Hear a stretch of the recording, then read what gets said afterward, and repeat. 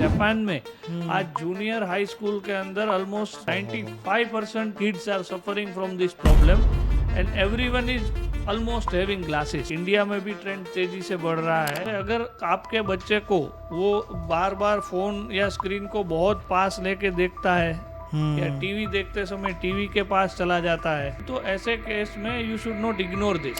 जैसे बच्चे अगर ज्यादा मसल यूज करके मशीन में देखते हैं तो मशीन ज्यादा नंबर दिखाता है, पर इतने ज्यादा नंबर होते नहीं। जो आपने बताया कि नंबर उतारने के बारे में, I will explain you with this model. मैंने 24 नंबर तक नंबर उतारे, -24। सो उतर सकता है, उसमें कोई प्रॉब्लम नहीं है। Which was a very funny, one guy asked me कि सर आंख मारने से आंख डैमेज हो जाती है क्या? आंख तो नहीं डैमेज होती, पर और बहुत कुछ डैमेज होने का चांस रहता है, सो बी केयरफुल।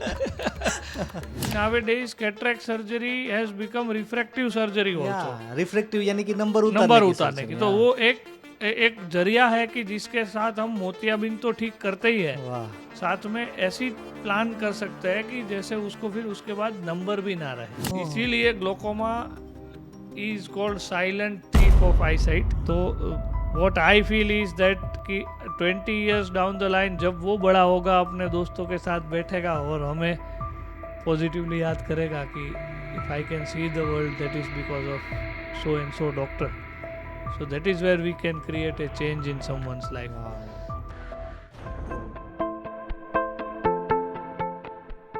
दोस्तों, ये चैनल में हम लोग कुछ ऐसे लोगों के इंटरव्यूज लेते हैं जिन्होंने हजारों, लाखों या करोड़ों लोगों की लाइफ में डिफरेंस क्रिएट किया है, अपने नॉलेज से, अपने एक्सपीरियंस से, अपनी एक्सपर्टीज से। और इसी कड़ी में आज के हमारे स्पेशल गेस्ट है डॉक्टर ओम पटेल। वो सुपर स्पेशलिस्ट है चाइल्ड ऑप्थेल्मोलॉजी में और स्क्विंट आइज में। डॉक्टर ओम पटेल जो है, उन्होंने अपनी सर्विसेज गवर्नमेंट मेडिकल कॉलेजेस में दी हुई है। उन्होंने दिल्ली में काम किया हुआ है, साउथ इंडिया में भी उन्होंने काम किया हुआ है, और उन्होंने सुपर स्पेशलिटी अपनी ली है कनाडा से। और वो हमारे आज के सुपर स्पेशल गेस्ट भी है। आज जो हमारा डिस्कशन है वो बहुत ही क्रूशियल डिस्कशन होने वाला है कि जहाँ पर हम लोग आई रिलेटेड ऑलमोस्ट सारे चीज़ों के बारे में डिस्कस करेंगे, चाहे वो नंबर की प्रोसेस हो, नंबर उतारने की प्रोसेस हो, मोतियाबिंद की प्रोसेस हो, और स्क्विंट आइज रिलेटेड प्रोसेस हो। डे टू डे लाइफ में आपको किस तरीके से आई केयर के बारे में ध्यान रखना चाहिए। सो आई जो हमारी लाइफ का एक बहुत ही इम्पोर्टेंट पार्ट है, जहाँ से हम लोग ये ब्यूटीफुल दुनिया को देख सकते हैं, उसकी केयर किस तरीके से की जानी चाहिए, उसको हमारे सुपर स्पेशलिस्ट जो सर्जन है, सुपर स्पेशलिस्ट एक्सपर्ट है डॉक्टर ओम पटेल, वो हमें डिटेल में बताएंगे उसके बारे में। तो आइए स्टार्ट करते हैं, let us make a difference. So doctor Om Patel, welcome to the show. Yes, thank you, thanks for your invite. सबसे पहले मायोपिया के बारे में हम लोग बात करते हैं। मैं एक बहुत इंटरेस्टिंग आर्टिकल पढ़ रहा था BBC का, उसमें ये बोला गया था कि US में 40% जो लोग हैं, एडल्ट की जहाँ तक बात है, उनको मायोपिया यानी कि आँखों के नंबर रिलेटेड समस्या है। और उन्होंने बोला था कि कुछ स्पेसिफिक कंट्रीज़ जैसे कि साउथ कोरिया है, ताइवान है, चाइना है, उसमें तो ये जो नंबर है वो 84% से लेकर के 97% तक है। यानी कि हर 10 एडल्ट में से करीबन 8 से ज़्यादा लोगों को ये आँखों में नंबर रिलेटेड समस्या है, मायोपिया की समस्या है। तो आप बहुत ही सिंपल भाषा में, बहुत ही कोई भी लेमन समझ पाए उस तरीके से हमें समझाइए कि आँखों में नंबर एक्चुअली होता क्या है, फिर उसकी ट्रीटमेंट के बारे में। ये बहुत अच्छा और बहुत रिलेवेंट क्वेश्चन है आज के टाइम के में। पहले तो हम ये देखते हैं कि चश्मे का नंबर होता क्या है। जी नंबर। जैसे ये एक आँख का मॉडल है, इसमें हम समझते हैं कि आँखों का नंबर होता क्या है। जी तो ये आंखों में जो बाहर से लाइट आती है, वो ये बाहर का जो लेयर है कॉर्निया, उसमें से पास होके, लेंस में से पास होके फिर आंख के पर्दे पे पड़ती है। ये पर्दे को हम बोलते हैं रेटिना। तो इस पे लाइट फोकस होनी चाहिए, तभी हमें कोई भी चीज़ क्लियर देख सकते हैं। अब कई लोगों में होता क्या है कि ये लाइट या तो पर्दे के आगे फोकस हो जाती है, तो या तो पर्दे के पीछे फोकस होती है। जी। तो अगर पर्दे के आगे फोकस होती है तो उनको दूर का धुंधला दिखता है, पास का क्लियर दिखता है, पर दूर का धुंधला हो जाता है। इसको हम मायोपिया बोलते हैं। जी। दूसरा केस है कि जैसे अगर वो पर्दे के पीछे लाइट फोकस होती है तो उस केस में भी धुंधला दिखता है, जिसको हम हाइपरमेट्रोपिया करके बोलते हैं। जी। तो मायोपिया जो है उसमें हमें ये कॉर्निया के आगे माइनस लेंस या कि कॉनकेव लेंस लगाना पड़ता है, तब जाके वो लाइट पर्दे पे गिरती है। हाइपरमेट्रोपिया में हमें प्लस वाले लेंस यानी कि कॉन्वेक्स लेंस लगाने पड़ते हैं, तब जाके लाइट पर्दे पे फोकस होती है। लाइट जब पर्दे पे फोकस होती है तो हमें इमेज क्लियर, ब्राइट और शार्प दिखती है। तो इसमें से जो आपने बताया मायोपिया, जी जिसको हम माइनस वाला नंबर बोलते हैं रूटीन लैंग्वेज में, या जिसमें दूर का देखने में दिक्कत होती है, ये बच्चों में बहुत कॉमन है और दिन ब दिन ये बढ़ता जा रहा है। इसमें जैसे बच्चों का ग्रोथ होता है वैसे हाइट बढ़ती है तो आँख की साइज भी बढ़ती है, बट काफ़ी बार आँख की साइज का एबनॉर्मल ग्रोथ होता है, होना चाहिए उससे ज़्यादा ग्रोथ होता है। उसकी वजह से जो लाइट है वो पर्दे के आगे फोकस होती है, उसकी वजह से उनको चश्मा लग जाता है। तो ये एबनॉर्मल आई ग्रोथ के रिलेटेड हम नंबर बोल सकते हैं, कि जिसको हम मायोपिया या माइनस नंबर बोल सकते हैं। ये होने के रीजंस काफ़ी सारे बताए जाते हैं, उसमें से कॉमन देखे तो जेनेटिक, कि जैसे अगर पेरेंट्स में नंबर है तो बच्चों में नंबर आने का चांसेस ज़्यादा रहता है। दूसरा कि जैसे जैसे नियर वर्क बढ़ रहा है, डिजिटल स्क्रीन पे काम बढ़ रहा है, नियर वर्क बढ़ रहा है, तो आँखों को ऐसा संदेशा मिल रहा है कि ब्रेन आँखों को ऐसे ट्रेन करता है कि नज़दीक का फोकस करने के, जिसके लिए आँख का एबनॉर्मल ग्रोथ होता है। और उसकी वजह से इंक्रीज नियर वर्क की वजह से, डिजिटल स्क्रीन का इंक्रीज यूज़ करने की वजह से नंबर बढ़ता ही जाता है, जिसको हम मायोपिया, और जो बढ़ता है उसको प्रोग्रेसिव मायोपिया बोलते हैं। तो ये बहुत इम्पोर्टेंट बात बोली आपने। हमारे जो पूर्वज थे, आपने जेनेटिक वाला भी बात बोला कि अगर पेरेंट्स में है तो बच्चों को आना चांसेस ज़्यादा रहते हैं, लेकिन ओवरऑल देखा जाए तो पहले के टाइम पे ये आँखों के नंबर की जो समस्याएं थी बहुत ज़्यादा नहीं थी, लेकिन अभी जो देख रहे हैं बहुत, it's just like a pandemic, हर एक जगह पे ये दिख रहा है। तो ये स्क्रीन टाइम रिलेटेड आपने बात बोली, और कोई रीज़न आपको लगता है? जैसे मैं बोला कि this is due to evolution में, ideally our eyes were suppose to be on the lateral side, मतलब बाहर की बाजू में आँख थी जो धीरे धीरे करके सेंटर में माइग्रेट हुई है। अगर हम फिश से लेके अभी तक का इवोल्यूशन देखें तो वो सेंटर माइग्रेट हुई है। साथ ही साथ हमारी जो रिक्वायरमेंट ऑफ विजन है, कि जो हमें पहले दूर का देखना होता था, फाइन डिटेल्स की ज़रूरत नहीं थी, पास का काम कम रहता था, जैसे जैसे इवोल्यूशन के साथ हमारी नीड्स चेंज होती है, वैसे वैसे आँखों के शेप के अंदर और आँखों की लेंथ के अंदर, ग्रोथ के अंदर उनके लिए डिफरेंस क्रिएट होता है, और उनकी वजह से ये नंबर दिन ब दिन आने शुरू होते हैं। तो जैसे हमने देखा कि कोविड के टाइम में ज़्यादातर बच्चे इंडोर्स ही रहते थे, क्योंकि बाहर जाना लॉकडाउन था, मेनी रीजंस। साथ ही साथ जब वो इंडोर रहते थे तो वो डिजिटल स्क्रीन पे ज़्यादा काम करते थे, या तो फिर कोई नियर विजन वाला गेम खेलते थे जो घर में खेला जा सके, जो आउटडोर नहीं है। और सनलाइट एक्सपोजर भी नॉर्मल से कम हो गया था, क्योंकि हम बाहर नहीं जाते थे तो पूरे दिन आर्टिफिशियल लाइट में ही रहते थे। तो इसकी वजह से एक बूम देखने को मिला कि जैसे कोविड धीरे धीरे ख़त्म हुआ और लोग जब चेकअप के लिए आने लगे, तो पता चला कि ये चिल्ड्रंस के अंदर सरप्राइजिंगली नंबर का रेशियो बहुत बढ़ने लगा। जिनको नंबर नहीं था उनको नंबर आ गया, जिनको नंबर था उनका नंबर बहुत स्पीड में आगे, तेजी से आगे बढ़ने लगा। तो this is how it is increasing day by day. जैसे आपने बताया, जापान में आज जूनियर हाई स्कूल के अंदर ऑलमोस्ट 94.9%, मतलब 95% kids are suffering from this problem, and everyone is almost having glasses. सबके ऊपर चश्मा चढ़ा हुआ है। तो ये ट्रेंड दिन ब दिन बढ़ने का चांस है। इंडिया में भी ट्रेंड तेजी से बढ़ रहा है।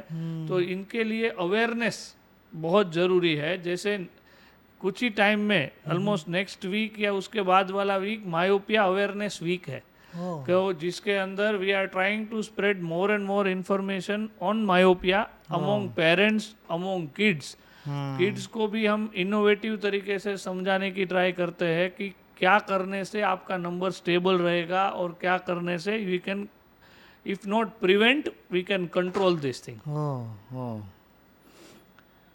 तो यहाँ पर अगर मायोपिया किसी को है, अगर पता चलता है तो उनके पास क्या क्या ऑप्शन रहते हैं, यू नो, ग्लासेस? पहले तो हम ये देखते हैं कि कैसे पता चलता है। तो जैसे अगर आपके बच्चे को वो बार बार फोन या स्क्रीन को बहुत पास लेके देखता है, या टीवी देखते समय टीवी के पास चला जाता है, या फिर स्कूल गोइंग एज में से उनको लास्ट बेंच से पढ़ने में कोई दिक्कत आती है, उनका अल्फाबेट्स गलत लिखता है, या इफ दैट क्लास टीचर या समवन कंप्लेन्स यू, तो ऐसे केस में you should not ignore this. You should not ignore कि वो बार बार टीवी के पास जा रहा है, अपने आप टीवी के क्लोज चला जाता है, मतलब उसको विजन क्लियर नहीं है, he wants to see it clearly, that's why he is going close.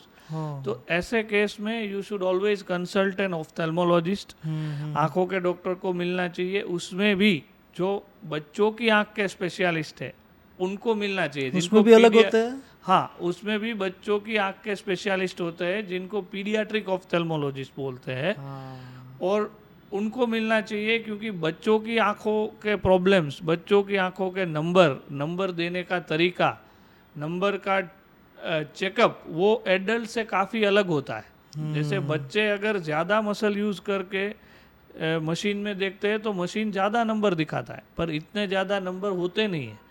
तो वो कंफर्म करने के लिए हमें एक बार ड्रॉप्स डालना पड़ता है, आंखों के मसल को रिलैक्स करना पड़ता है, और नंबर ड्रॉप्स डालने के बाद रीचेक करना पड़ता है। काफ़ी बार बच्चे कोऑपरेटिव नहीं होते हैं तो वो मशीन पे नहीं बैठते हैं। तो ऐसे केस में पीडियाट्रिक ऑफ्थेल्मोलॉजिस्ट उनका manual, there are many methods जिसको रेटिनोस्कोपी बोलते हैं, उसकी वजह से we can correlate the number, we can confirm the number before putting drops and after putting drops. तो इन शॉर्ट अगर ऐसा कोई सिम्टम दिख रहा है, अगर एल्डर सिबलिंग में नंबर है, अगर पेरेंट्स में नंबर है, अगर ऐसा कोई सिम्टम है, तो you should get your child checked early, ताकि पता चले, if we catch them early we can rehabilitate them early. हम उनको ग्लास दे सकते हैं या कोई भी ट्रीटमेंट दे के मॉडिफिकेशंस करके नंबर वहाँ पे रुक जाए, उनके लिए हमें कोशिश करनी चाहिए। कि नंबर बढ़ने में बहुत सारे कॉम्प्लिकेशंस है। अगर नंबर बहुत ज़्यादा बढ़ जाता है तो फिर नंबर उतारने में दिक्कत आती है, आँखों का पर्दा पतला हो जाता है, आँखों का पर्दा उखड़ जाने का यानी कि रेटिनल डिटैचमेंट होने का चांस बढ़ता है, तो which can lead to serious eye problems and even blindness sometimes. तो नंबर को हम जितना जल्दी पकड़ने के बाद उसको कंट्रोल करें, वो हमारे लिए उतना ही ज़्यादा इम्पोर्टेंट होता जा रहा है। ये बहुत इम्पोर्टेंट बात बोली आपने, जैसे बोला कि बच्चों को अगर चेक करवाना है तो उसके स्पेशलिस्ट है उनके पास जाना चाहिए। कई बार क्या हमने देखा है कि जो दुकान वाले होते हैं, जो ये गूगल्स की या चश्मा की ये दुकान रहते हैं, उनके पास ही चेक करने का अलग अलग मशीन्स रहते हैं और अपने हिसाब से वो ट्राई करके दे देते हैं। तो वो नहीं करना चाहिए आपके हिसाब से, वो बहुत ही गलत मेथड है। वो बहुत ही गलत है, specially in kids, because kids में मशीन पे बच्चों को बिठाना, उनको फोकस करवाना वो थोड़ा मुश्किल ही है, वो हिलता रहता है, साथ में जो रीडिंग्स आते हैं वो भी इतने एक्यूरेट नहीं आते। तो we can not solely rely on the machine and give the number to kids, and specially जब उनको हम सब्जेक्टिव रिफ्रैक्शन यानी कि जब चश्मा पहना के पढ़ने को बोलते हैं किड्स को, तो वो भी वो कोऑपरेट नहीं करते काफ़ी बार वो इतने अटेंटिव नहीं होते कि एक एक चीज़ जैसे हम बोले, specially the kids in the age of 4 to 5 years। जैसे थोड़ा बड़ा बच्चा है तो वो शायद पढ़ भी लेगा, पर जो ये एज ग्रुप वाले हैं 3 to 5 years, एंड इंटरेस्टिंगली आपको जान के खुशी होगी कि there are even paediatric ophthalmology में ऐसी टेस्ट भी अवेलेबल है जो 6 महीने के बच्चे को भी नंबर है तो पकड़ सकते हैं, हम पकड़ सकते हैं उसको। तो वो दैट इज अ वेरी, उनको कोई विजन का इश्यू है तो भी हम ग्रेटिंग कार्ड्स है, अलग अलग एज ग्रुप में अलग अलग टाइप ऑफ चार्ट्स और अलग अलग टाइप ऑफ टेस्ट है, जिससे हम अगर कोई विजन में इश्यू है तो अर्ली पकड़ सकते हैं। इसमें चाइल्ड के कोऑपरेशन की ज़रूरत नहीं है, we can take our individual call, और उसके मुताबिक हम इसे early awareness and treatment plan कर सकते हैं। इतने छोटे बच्चों में भी ये प्रॉब्लम हो सकता है, 6 महीने से लेकर के 5 साल के रेयर बच्चे है, इतना कॉमन नहीं है, बट खैर हो सकता है। हाँ। छोटे बच्चों में और भी प्रॉब्लम्स हो सकते हैं जो maybe we can discuss it further. उसमें मोतिया भी आ सकता है। ओह, काफी बार ये सुनने में बड़ा अजीब लगता है कि मोतियाबिंद तो बहुत हाँ। एजेड की बीमारी है, 60 के बाद की है, but then there can be cataract या मोतियाबिंद बच्चों में पैदा होते ही मोतिया हो सकता है। और हम लोग we can operate as early as 1 month of age, 1 महीने के बच्चे में भी ऑपरेशन करना पड़ता है। ऑपरेशन हो सकता है, उनका टेक्निक अलग होता है, that we will discuss further, but वो भी हो सकता है। So and day to day as technology is advancing, we can predict it, we can diagnose it, and we can treat it in more and more better way in the days to come. तो doctor ओम, अगर parents को late पता चलता है उनके बच्चों में ये जो मायोपिया रिलेटेड प्रॉब्लम है, तो उससे क्या रिपरकशंस आ सकते हैं, उससे क्या रिस्क एसोसिएटेड है? अगर हमें लेट पता चलता है तो क्या है कि तब तक बच्चे को देखने में ब्लर विजन रहता है, तो उसकी वजह से स्कूल परफॉर्मेंस में इश्यू आता है। सेकंड थिंग कि जैसे काफ़ी टाइम से अगर नंबर है और हमने पहनाया नहीं है तो उसको ब्लर विजन के कारण उनकी आई लेज़ी हो जाती है, जिनको हम लेज़ी आई या एम्ब्लायोपिया बोलते हैं। और वो लेजीनेस की वजह से एक टाइम के बाद चश्मा पहनाने पर भी उसको क्लियर नहीं दिखता है। That laziness can become a permanent blindness, मतलब परमानेंट लॉस ऑफ विजन। तो जैसे जल्दी पता चले, जैसे जल्दी ट्रीट करे, वैसे नंबर तो स्टेबल होता है, साथ में लेजी आई को भी हम प्रिवेंट कर सकते हैं। क्योंकि लेजी आई की ट्रीटमेंट, ज़्यादातर लेजी आई की ट्रीटमेंट 8 से 10 साल के पहले करनी पड़ती है। एक बार 10 साल का बच्चा हो जाए उसके बाद हम लेजी आई में बहुत कुछ ज़्यादा नहीं कर सकते, और उस लेजी आई का कोई सर्जरी भी नहीं है, लेजी आई की कोई और ट्रीटमेंट नहीं है कि जिससे हम एकदम से लेजी आई ठीक कर सके। Exercise is the only option. So it is very important कि अर्ली एज से ही उनको विजुअल सिस्टम परफेक्ट हो, उनको क्लियर दिखे, तभी आँखों का, दिमाग का और आँखों की जो नसें होती है उसका प्रॉपर डेवलपमेंट हो सकता है। So this is a very good question कि लेट अगर है तो प्रॉब्लम्स बढ़ने का चांस और बढ़ता रहता है। एक बहुत कॉमन मिथ है कि जो काफ़ी पेरेंट्स बिलीव करते हैं कि थोड़ा बहुत नंबर है तो नंबर नहीं लगाना चाहिए, नंबर लगाने से चश्मा परमानेंट हो जाता है, या फिर नंबर एक बार लगेगा तो फिर उतरेगा नहीं, नंबर और बढ़ता जाएगा। तो इसकी वजह से काफ़ी लोग पता होने पर भी अर्ली नहीं आते हैं या फिर चश्मा नहीं लगाते हैं। तो एक्चुअली इनके कारण नंबर तो बढ़ता ही जाता है नहीं लगाने पे, साथ में ये लेजी आई डेवलप हो जाता है कि जिसकी वजह से परमानेंट लॉस ऑफ विजन या परमानेंट ब्लाइंडनेस हो सकती है। तो ये एडल्ट में लेजी आई का आई डोंट थिंक के प्रॉब्लम होगा, बच्चों में ही रहता है कोई। मोस्टली अगर एडल्ट को 12-13 साल तक कोई आंखों में प्रॉब्लम नहीं होगी तो डेवलपमेंट नॉर्मल हो जाता है जी। पर काफ़ी बार क्या होता है, this is also I will share U A common story what happens, कि क्या होता है काफ़ी बार जिन बच्चों में एक आंख ठीक है, एक आंख में कम दिख रहा है, जी। तो वो केस में बच्चा सामने से कंप्लेन नहीं करता है क्योंकि उसके लिए ही नेवर नो, उसके लिए तो सब ठीक ही है। तो जब वो बड़े होते हैं, एडल्ट होते हैं, तब जाके कभी एक दिन एक आंख बंद करके देखते हैं, या फिर काफ़ी लोग तो ड्राइविंग लाइसेंस लेने जाते हैं तब उनको पता चलता है कि यार एक आंख से तो दिख ही नहीं रहा है। एंड दैट टाइम वो लेजी आई एडल्ट में भी तब पता चलता है, या एडल्ट में लेजी आई तब मालूम पड़ता है, और then it is quite difficult to treat. With newer advances, we have new vision therapy exercise which can treat lazy eye even in adults. But वो टेक्नोलॉजी अच्छी है, वो भी हम कर सकते हैं, बट अर्लियर द बेटर। जितना जल्दी पता चले उतना इजी रहता है और उतना सही रहता है उसका ट्रीटमेंट। तो अगर किसी को पता चलता है कि उनको मायोपिया है, तो देर आर सो मेनी उसके पास मल्टीपल ऑप्शंस रहते हैं। तो अगर ग्लासेस की बात करें, अभी सबसे बड़ा प्रॉब्लम जैसे आपने बोला ना, प्रोग्रेसिव मायोपिया, वो भी रहता है, जिनको नंबर है, एक बार आधा नंबर है या फिर पौना बढ़ा, एक बढ़ा, ये बढ़ता ही जाता है।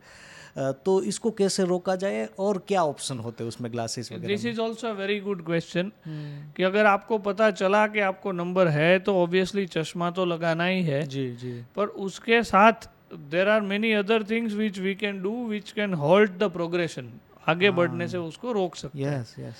एक तो उनके प्रॉपर मेजरमेंट्स, आंखों की जो लेंथ है, एक्सियल लेंथ जिसे बोलते हैं, उसको मेजर करना चाहिए, क्योंकि वो डेटा हम कंपेयर कर सकते हैं कि अभी क्या है और अगर नंबर बढ़ा तो एक्सियल लेंथ बढ़ रही है कि नहीं। Second thing, we can divide it into 2 factors. एक होता है एनवायरमेंटल या लाइफस्टाइल फैक्टर्स, कि जैसे चश्मे का पता चला, स्पेशली माइनस वाले चश्मे का, तो फिर उनको आउटडोर एक्टिविटीज़ बढ़ानी चाहिए बच्चों की, screen time obviously cut down करना चाहिए, नियर वर्क जितना हो सके उतना कम करना चाहिए।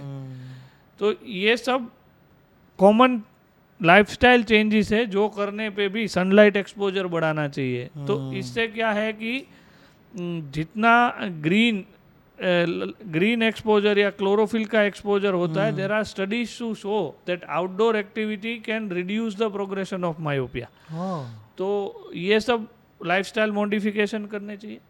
उसके बाद हमारे पास अभी we have newer therapies which can hold the progression, कि जिसके अंदर एक खास किस्म के ड्रॉप्स आते हैं, जिनको drops there are some kind of eye drops which are actually low dose atropine drops. Atropine molecule है, उसका 0.01% स्ट्रेंथ, यानी कि बहुत ही डाइल्यूटेड फॉर्म में एट्रोपिन ड्रॉप्स आते हैं, जो रोज डालने पे देर आर स्टडीज कि रोज अगर वो ड्रॉप डाला जाए रात को एक बार, मिनिमम 2 साल के लिए, बच्चों के हो या एडल्ट हो, बच्चे को ऑब्वियसली, बच्चे को preferably less than 12 years of age. तो अगर हम वो ड्रॉप डालते हैं तो नंबर आगे बढ़ना रोक सकता है या कम हो सकता है। तो जो नंबर है वो चला नहीं जाएगा, पर जो नंबर आगे बढ़ रहा है वो हम ड्रॉप्स की वजह से, ड्रॉप के साथ भी रोक सकते हैं। तो that is a good advance. Another, there are special kind of glasses which are now available, कि ऐसे स्पेशल डिजाइन के चश्मे आते हैं कि जो चश्मे आँख के अंदर लाइट का डिस्ट्रीब्यूशन इस तरह से करते हैं कि आँखों को जो एबनॉर्मल ग्रोथ का सिग्नल है वो कट डाउन हो जाता है। तो नॉर्मल ग्रोथ तो होती है, नॉर्मल लाइट तो आँख में जाती है, पर जो एबनॉर्मल आई ग्रोथ है वो स्लो डाउन हो जाता है या रुक जाता है। तो इसकी वजह से भी नंबर बढ़ना कम हो जाता है या रुक जाता है। So there are 3 leading companies right now, जैसे होया है, तो वो लोग ग्लासेस ऐसे बनाते हैं। जाइस करके वर्ल्ड फेमस ब्रांड है, जिसमें मायोकेयर करके ग्लासेस आते हैं। एसिलोर करके एक ब्रांड है, वी स्टेलारिस करके, इसमें भी ऐसे ग्लासेस आते हैं कि जो आंखों का नंबर आगे बढ़ने को रोक सकते हैं। सो this is a very good thing. और पर इसके लिए एक बार पीडियाट्रिक ऑफ्थेल्मोलॉजिस्ट को दिखाना चाहिए। सब अपने हिसाब से नहीं कुछ नहीं। हाँ, ये ऐसी प्रोडक्ट नहीं है जो आप ओवर द काउंटर चश्मे वालों से ले सकते हो, बिकॉज क्या है कि इसमें काफ़ी सारे कैलकुलेशंस रहते हैं। और जैसे मैंने बोला, एक्सियल लेंथ का मेजरमेंट करना है, फिर जो चश्मा है उसका सेंटर और प्यूपिल का सेंटर मैच हो रहा है वो देखना है, कौन सा डिज़ाइन या कौन सी कंपनी का ग्लास किस बच्चे को सूट करेगा वो भी अलग है। तो इन शॉर्ट, अगर ऑफ्थेल्मोलॉजिस्ट, उसमें भी प्रिफरेबली पीडियाट्रिक ऑफ्थेल्मोलॉजिस्ट को दिखा के अगर ये चश्मा चालू करे तो इससे भी नंबर बढ़ना रुक सकता है। And this is really good, because anyways चश्मा तो पहनाना ही है। तो अगर ये स्पेशल डिजाइन का ग्लास बच्चा पहनेगा तो कोई अलग से ड्रॉप भी नहीं डालनी है, उसमें ड्रॉप भी डालने की जरूरत नहीं। हाँ, या तो ड्रॉप्स करो या फिर चश्मा करो। तो अगर चश्मा करते हैं तो it is really convenient for parents and for kids as well, कि जिसमें कुछ अलग से ट्रीटमेंट नहीं करना है और इसकी वजह से नंबर आगे बढ़ना हम रोक सकते हैं। तो ये बहुत इंटरेस्टिंग बात बोली आपने कि ड्रॉप्स को डालने से भी बच्चों में वो प्रोग्रेशन है वो अटक सकता है, या स्पेशलाइज्ड जो ग्लासेस है उसमें भी अटक सकता है। अभी बच्चों में जिनको ग्लासेस आते हैं, पेरेंट्स बहुत ज़्यादा उसमें चिंतित रहते हैं कि यार क्या होगा, अभी इतना छोटा बच्चा है, इनको ये ग्लासेस पहनने पड़ते हैं, क्योंकि वो अच्छे से केयर भी नहीं कर पाता, कई बार स्कूल में जाते रहते हैं। तो उनको अगर नंबर को उतरवाना है, उनको ये मल्टीपल आज की डेट में ऑप्शंस है, तो उसके बारे में आप थोड़ा बताइए कि कब वो उतार सकता है बच्चा, या एडल्ट होके ही हो सकता है, उसमें क्या क्या ऑप्शंस रहते हैं उनके आई पास? Will address this question in 2 parts. या पहला है कि बच्चों में स्पेशल टाइप के ग्लासेस आते हैं, मतलब फ्रेम्स आती है कि जो 360 डिग्री फ्लेक्सिबल रहती है, अट्रैक्टिव कलर्स में आती है, जो पीछे कान पे सपोर्ट से लग जाती है, या पीछे उसको बांध भी सकते हैं अगर बच्चा बहुत छोटा है, तो उसके कारण वो ग्लास उनको परफेक्ट फिट रहता है और बार बार ऊपर नीचे नहीं होता या गिर नहीं जाता है। So you can always use this kind of special frames which are made for kids. Second thing जो आपने बोला नंबर उतारने में, अब उतारने में प्रॉब्लम ये है कि जब तक हमारी हाइट बढ़ती है, से for 18 years in females and 19-20 years in males, तो तब तक हाइट बढ़ती है तो आँख की साइज बढ़ती है। आँख की साइज बढ़ती है तो नंबर में भी फ्लक्चुएशन या वेरिएशन आता है। तो इसी वजह से ये कॉमन है कि वी ऑलवेज से कि नंबर उतारने में आपका नंबर एक तो स्टेबल होना चाहिए जी, पिछले 1 साल में नंबर बड़ा नहीं होना चाहिए।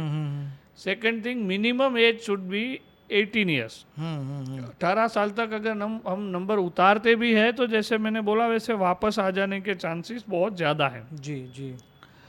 And if all is well after 18 years of age, so then we can definitely go for number removal procedures. उसमें भी काफ़ी एडवांसमेंट है जी। और वो भी बहुत टेक्नोलॉजी अपग्रेड हुई है, एकदम पेनलेस है, कंफर्टेबल है। नेक्स्ट डे से you can do everything again, और नई टेक्निक में कॉम्प्लिकेशन रेट भी ऑलमोस्ट बहुत कम है, almost close to 0।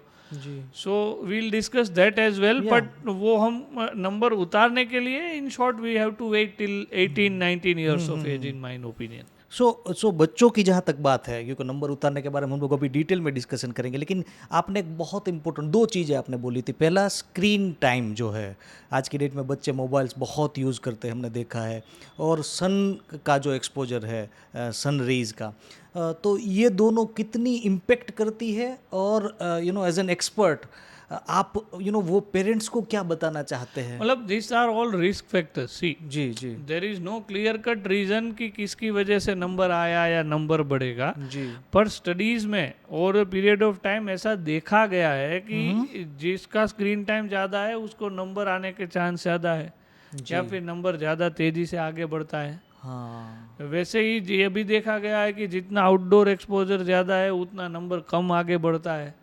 So these are all lifestyle factors which we can do as an added measure, कि जो साइंटिफिक मेजर्स है वो तो करने ही है जी। पर ये सब चीज़ हम एक्स्ट्रा कर सकते हैं जिससे रिस्क फैक्टर कम हो और जिससे प्रोग्रेशन होने के चांस कम हो।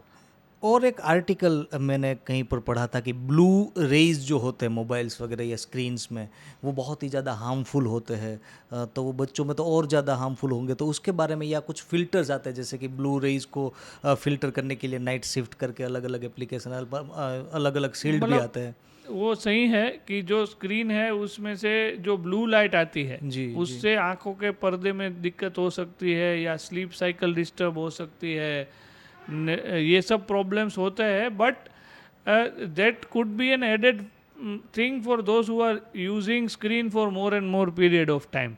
सभी लोगों में रोज ब्लू लाइट ग्लासेस लगाने से कोई इतना, जितना वो मतलब कंसेप्ट मार्केट किया गया है उतना कुछ ज़्यादा फायदा है नहीं, बिकॉज अब स्क्रीन्स भी ऐसी है जिसमें आप डार्क मोड ऑन कर सकते हो, नाइट मोड ऑन कर सकते हो। You should then there are tips to prevent damage from screen as well। तो ज़्यादातर जो लोग ज़्यादा स्क्रीन में काम करते हैं उनके लिए it could be an added advantage and that is a good thing, but I would not recommend to everyone कि जो भी चश्मा बनाता है सबको ब्लू फिल्टर बनाना है, ऐसी कोई ज़रूरत नहीं है। और मोबाइल में खुद अपने ब्लू फिल्टर्स आते हैं ब्लू रेज के लिए, वो भी इफेक्टिव होते हैं कि वो ठीक है? हाँ, वो इफेक्टिव है, वो इन द सेंस कि वो ब्लू लाइट को कट ऑफ कर देते हैं। हाँ। तो वो अंदर से ही ब्लू लाइट नहीं आती है। जी जी। That is as good as wearing blue glasses, blue filter glasses. I mean when you are working in the night time तो आप नाइट मोड ऑन कर लो जी जी, अब ब्लू फिल्टर ऑन कर लो, तो that works equally good as what you are doing with your बहुत time रोज का एक्सपोजर है, जिनका मतलब प्रोफेशन ऐसा है, जिनको मतलब सिस्टम पे ही काम करना है या हाँ, कंप्यूटर या पे ही पूरा दिन जाता है. एंड अनदर थिंग इज कि with coming times screen is not avoidable totally Yes, because yes, अभी yes. Everything is going digital. Yes. So we cannot avoid screen, but we will talk about it that how we can decrease the harmful effects of screen. Yeah, yeah. And for entertainment at least we should decrease the screen. ज़्यादातर बच्चों में भी क्या है कि अब काफ़ी schools है जो आईपैड पे होमवर्क देती है, हाँ, पढ़ाने में भी डिजिटल बोर्ड आ गए हैं. हाँ. तो वो we can not avoid that यानी कि बच्चा 100%. कहीं पर भी जाएगा, स्कूल में जाएगा तो डिजिटल होगा, अब घर होमवर्क पे करना आएगा है तो तो डिजिटल है, एंटरटेनमेंट के लिए डिजिटल है, ऐसे सब केसों जगह. में what we can cut down is entertainment. Like we Yeah. Can promote outdoor sports, we can हाँ. प्रमोट अदर एक्टिविटीज कि एटलीस्ट एंटरटेनमेंट के लिए ही डजंट यूज स्क्रीन. जो कोविड के टाइम पे हुआ था that was the same point that Yeah. Whole entertainment was also digital, school was also digital, everything was on the screen. And that can lead to another different behaviour problems in children as well. कि वो बच्चे का attention span कम हो जाता है, थोड़ा irritable हो जाता है.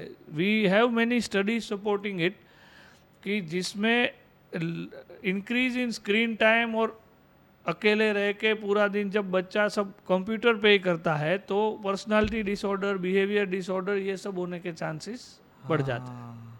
यानी कि अपने लाइफ के स्टार्टिंग के फेज में ही वो इसी तरीके से उनकी लाइफस्टाइल सेट हो रही है तो आगे जाके उनको प्रॉब्लम आने के चांसेस रहेंगे. क्योंकि आपने अटेंशन स्पान की बहुत इंपॉर्टेंट बात बोली और मैंने कहीं ये भी पढ़ा था कि 3 सेकंड का एवरेज अटेंशन स्पान है. लोग रील्स देखते 3 सेकंड में रील में मैक्सिमम.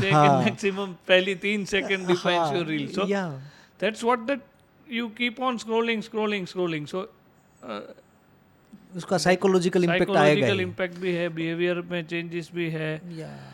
फ्रेंड्स कम बनते हैं, अकेले रहते हैं तो इंट्रोवर्ट होते हैं. तो ये सब there are many things to it which are not exactly into ophthalmology perspective, but then there are many things to it. या और आपने स्लीप का भी डिसऑर्डर का भी बात बोला. लोग लेट नाइट को तक स्क्रीन देखते रहते हैं. That is actually a very interesting thing. क्या होता है कि हम रात को नींद नहीं आती तो स्क्रीन देखते हैं. स्क्रीन देखते हैं तो कुछ ऐसे हार्मोन्स होते हैं जिसमें इम्बैलेंस होता है, जिसकी वजह से स्लीप साइकिल और डिस्टर्ब होती है. तो क्या होता है कि नींद नहीं आती तो स्क्रीन देखते हैं और जैसे जैसे स्क्रीन देखते हैं वैसे नींद और नहीं आती तो we end up in vicious cycle. और उसकी वजह से स्लीप डिसऑर्डर्स होते हैं और लोग ज़्यादातर स्क्रीन टाइम बढ़ता जाता है और फिर ड्राई आइज होती है और भी प्रॉब्लम्स आइज में भी होती है और काफ़ी सारे दूसरे प्रॉब्लम्स भी होते हैं. अभी हम लोग एडल्ट में मायोपिया की बात करें तो कॉन्टेक्ट लेंसेज भी एक ऑप्शन रहता है. तो as an expert, as an super specialist, आपको क्या लगता है कॉन्टेक्ट लेंसेज इफेक्टिव है या उसको यूज़ करना चाहिए? Contact lens is a good option, but by and large अभी क्या है कि जैसे कॉन्टैक्ट लेंस में आंखों में इन्फेक्शन होने के चांसेस है. तो कॉन्टैक्ट लेंस अगर यूज़ करते हैं तो हाइजीन प्रॉपर मेंटेन करना ज़रूरी है. काफ़ी बार क्या है, लंबे टाइम से जब हम कॉन्टैक्ट्स यूज़ करते हैं तो we take it for granted कि ठीक है रोज तो पहनते हैं, क्या हो जाएगा. We don't bother about the solutions we are putting the lens in. काफ़ी बार we sleep overnight with lenses. So then this all things can lead to damage inside the eye as because वो आपकी cornea को rub करता है contact lens. तो cornea पे damage होता है, काफ़ी बार कॉर्निया में इन्फेक्शंस होते हैं. तो उसके कारण और प्रॉब्लम्स हो सकती है. सो इन टुडेज एरा, इन 2024 जब हम ये बात कर रहे हैं तो फॉर एडल्ट के लिए तो नंबर उतारना is quite a way good option, क्योंकि that is a one time procedure, hardly takes 15-20 minutes and then you don't have to bother about contact lens और ग्लासेस और एनीथिंग. ये बहुत इंटरेस्टिंग बात बोली. और एक कन्फ्यूज़न कहाँ पर, नंबर उतारने की जब बात आती है, स्पेशली जब मैरिज का टाइम होता है लड़कियों में लड़कों में, तो वो बहुत इंटरेस्टिंग टाइम होता है और बहुत इंपॉर्टेंट टाइम भी होता है लाइफ का. तो वहाँ पर इतना ज़्यादा कन्फ्यूज़न है लोगों के मन में, क्योंकि इतनी सारी एडवर्टाइजमेंट आती रहती है, इतनी सारी टेक्नोलॉजीज़ है. कोई बोलता है 10,000 रुपये में पर आइज उतार देंगे, कोई बोलता है 1 लाख रुपए होंगे, कोई बोलता है ये टेक्नोलॉजी से करेंगे, कोई बोलता है ये टेक्नोलॉजी से करें. तो इसको थोड़ा सिंप्लीफाई लैंग्वेज में समझाइए कि कौन कौन सी उसमें टेक्नोलॉजी होती है और इसके इफेक्ट क्या होते हैं. या तो जो आपने बताया कि नंबर उतारने के बारे में हम क्या है, तो I will explain you with this model okay कि इसमें क्या है कि जैसे हमने डिस्कस किया कि जो सबसे कॉमन टाइप का नंबर है वो माइनस नंबर है या मायोपिया है, तो उसमें दूर से जो लाइट आती है वो आँख के पर्दे के आगे फोकस हो जाती है जी। तो अबे हमें कुछ ऐसा करना है कि जिसकी वजह से लाइट पर्दे पे फोकस हो जाए and we don't have to wear the glass. Yes, glasses भी वही करते हैं अल्टीमेटली। हाँ, ग्लासेस भी वही करते हैं।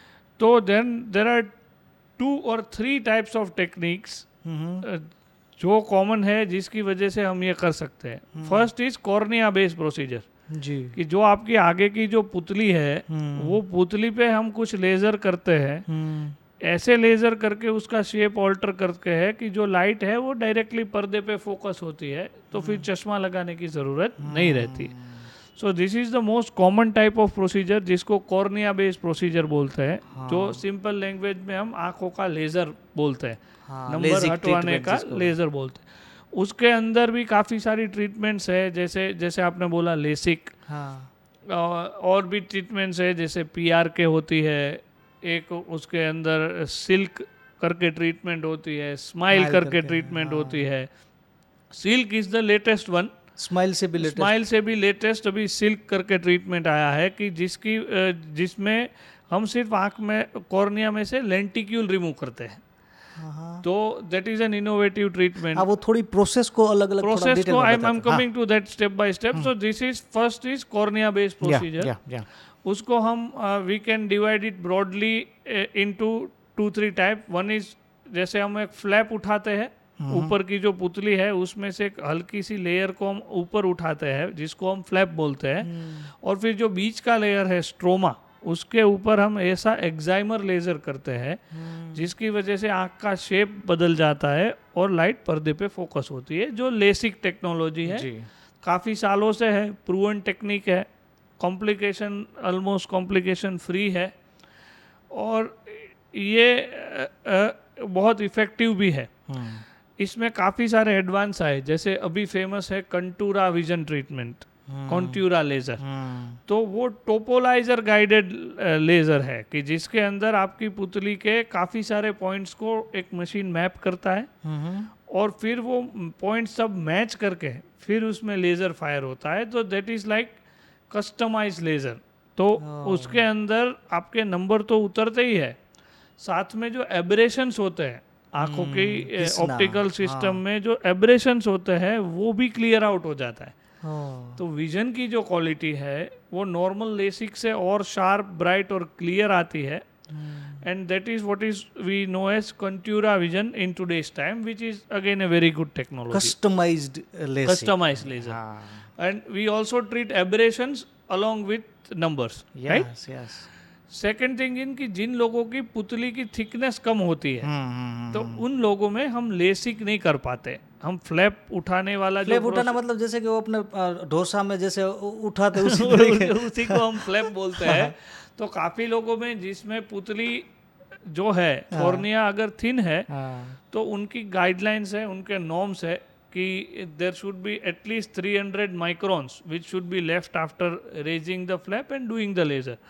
तो इन शॉर्ट काफ़ी लोगों में पुतली अगर थिक नहीं है तो हम उसको फ्लैप रेज नहीं कर सकते हैं। तो वो लोगों में हम PRK करके एक ट्रीटमेंट कर सकते हैं, या स्ट्रीम लाइट करके ट्रीटमेंट कर सकते हैं, कि जिसमें हम ऊपर की जो स्किन की लेयर है उसको हम हटाते हैं और उसके बाद उस पर लेज़र करते हैं।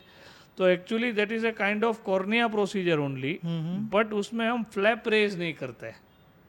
जो फ्लैप हम उठाते थे वो हम नहीं उठाते, तो वो अलग ट्रीटमेंट है। तो फ्लैप उठाए बिना कैसे वो स्किन को? तो जैसे ये हम समझते हैं कि ये कॉर्निया को ट्रीट करना है, राइट। कॉर्निया का ऊपर का लेयर होता है जिसको हम एपिथेलियम बोलते हैं जी, उसके अंदर का लेयर होता है स्ट्रोमा बोलते हैं। तो जो लेजर एक्साइमर लेजर होता है वो स्ट्रोमा पे करना होता है।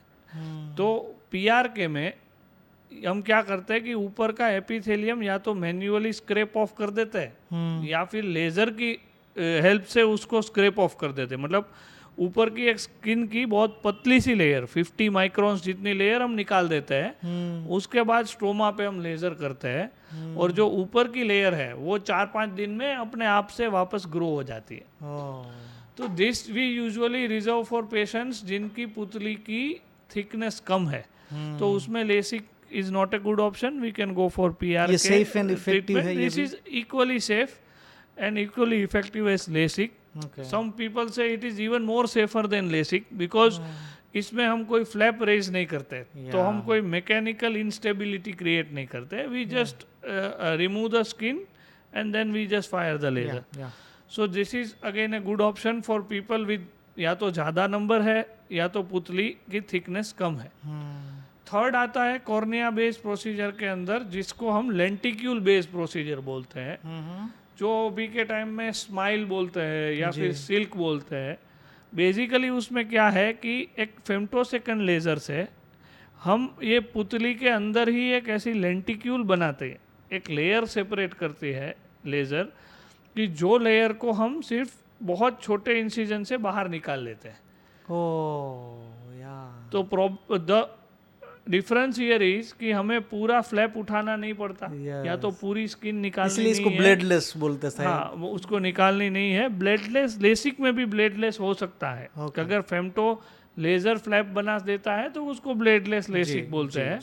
पर ये जो है ये ब्लेडलेस भी है और फ्लैपलेस भी है। ब्लेड भी नहीं है और फ्लैप भी नहीं बनाना है, सिर्फ छोटी सी जगह में अंदर जाके पूरा लेंटिक्यूल निकाल लेना है। तो this gives more structural stability, इसके अंदर रिकवरी क्विक है, and this can be helpful in cases where as such LASIK is not possible. जो कॉम्प्लिकेटेड केस है या फिर जिनको कॉर्निया में कुछ थिकनेस का इश्यू है या कुछ और इश्यू है, तो ये in some cases this are even better than LASIK या पीआर के ट्रीटमेंट। तो इसको हम स्माइल बोलते हैं। उससे भी जो नया अभी वर्जन आया है जो जॉनसन एंड जॉनसन कंपनी का है, उसको सिल्क बोलते हैं।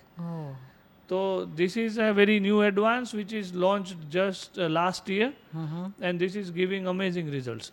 तो जैसे वो पेपर नेपकिन जैसे निकालते हैं, हाँ, वैसे एक लेंटिक्यूल निकाल लेते हैं। हाँ, जो एक्स्ट्रा लेयर पड़ा है जिसके कारण वो वहाँ पर फोकस नहीं हो पा रहा है, उसको थोड़ी सी जगह में से, थोड़ी सी बहुत माइन्यूट जगह में से हम निकाल लेते हैं। This technology is gaining more and more access. थोड़ा ये टेक्नोलॉजी काफ़ी कॉस्टली है, so it has not reached to every periphery, but more and more centers are coming up with this new and good facilities. Even Rajkot में भी ये centre आ रहे हैं। जी। तो you can imagine second, third tier cities में भी अब ये centers आ रहे हैं। People are coming up with this new machine right now in coming 1 or 2 months.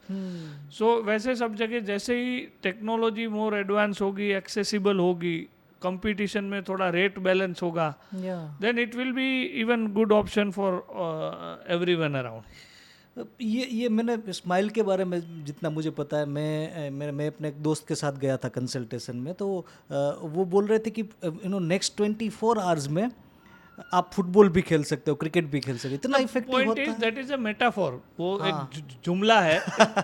कोई दूसरे दिन फुटबॉल खेलने ऑब्वियसली नहीं जाता है, बट द थिंग इज कि mechanical stability is more better than raising the flap. आप फ्लैप नहीं उठाते हो तो आपका कॉर्निया ज़्यादा नेचुरल और मैकेनिकली स्टेबल है। सो वो जो कॉम्प्लिकेशंस है, जो स्टेबिलिटी रिलेटेड कॉम्प्लिकेशंस है, जिसमें काफ़ी बार केरेटोकोनस करके प्रॉब्लम होती है या और भी कोई इश्यू होता है, वो इसमें होने का चांस कम है।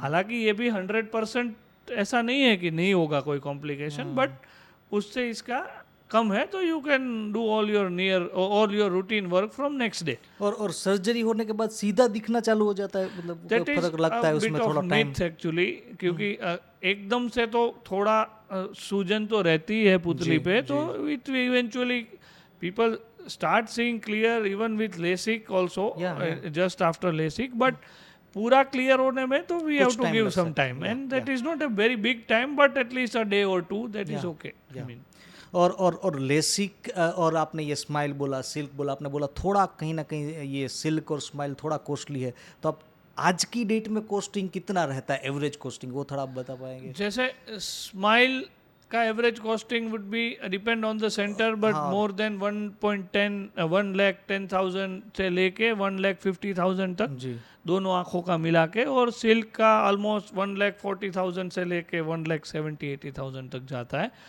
So it's slightly costly because machines are costly, consumables are costly, and maintenance is costly, and there are very few companies who are manufacturing it around the world. तो भी हमको सब import करना पड़ता है, और उनका जो मेंटेनेंस है, उनके स्टाफ है, प्रोटोकॉल्स है, वो एस्टेब्लिश हो रहे हैं, तो उनकी वजह से it is slightly costly right now. और अगर कोई इतना ज़्यादा बजट नहीं है, उतना बड़ा इतना, तो उनके लिए आप क्या सजेस्ट करना that's what I said, safe भी हो, ऐसा और नहीं है कि स्माइल नहीं किया या सिल्क नहीं किया तो नंबर नहीं उतर सकते. जी जी थिंग इज कि LASIK is a good option. It is going around from almost 20 years now.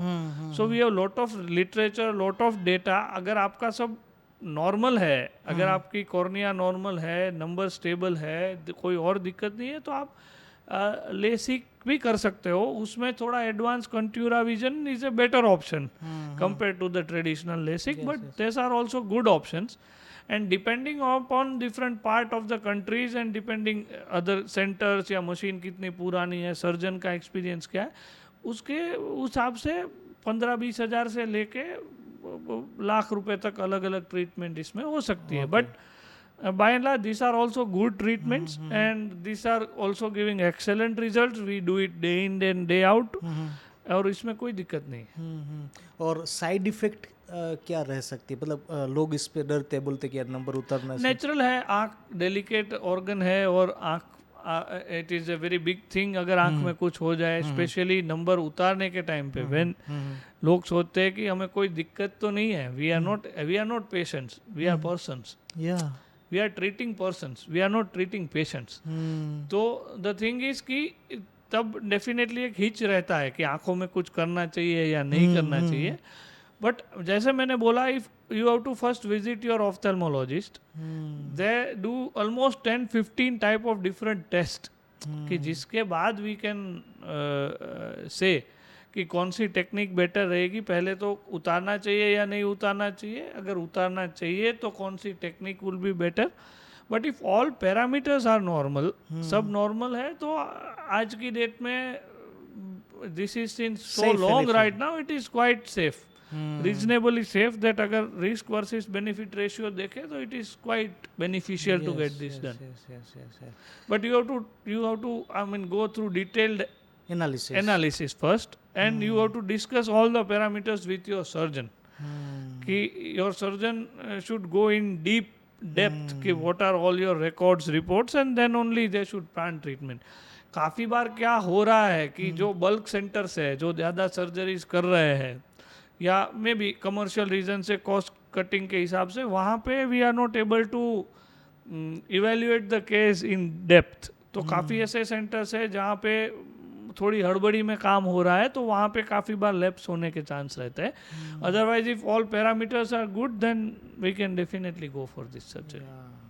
I myself have undergone the surgery on a lighter note. मेरे खुद नंबर थे, ऑलमोस्ट 4.5-5 नंबर थे, तो मैंने खुद नंबर की सर्जरी करवाई है, refractive surgery. My wife has undergone it. I have done surgeries of my relatives, my brother in law, my sister-in-law. So I mean that is quite safe, not an issue.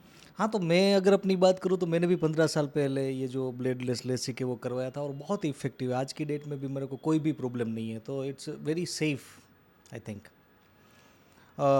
अभी अगर हम लोग ये बात करें कि जिनको ज़्यादा नंबर है, उनमें भी ये टेक्नोलॉजी काम करती है कि नहीं? कई बार क्या होता है 7, 8, 9, 10 नंबर, इतना ज़्यादा बड़े नंबर्स होते हैं, तो उसमें ये काम करता है? It is a very interesting question. Number तो और भी ज़्यादा हो सकता है. हमने आई माई सेल्फ मैंने 24 नंबर तक नंबर उतारे, -24.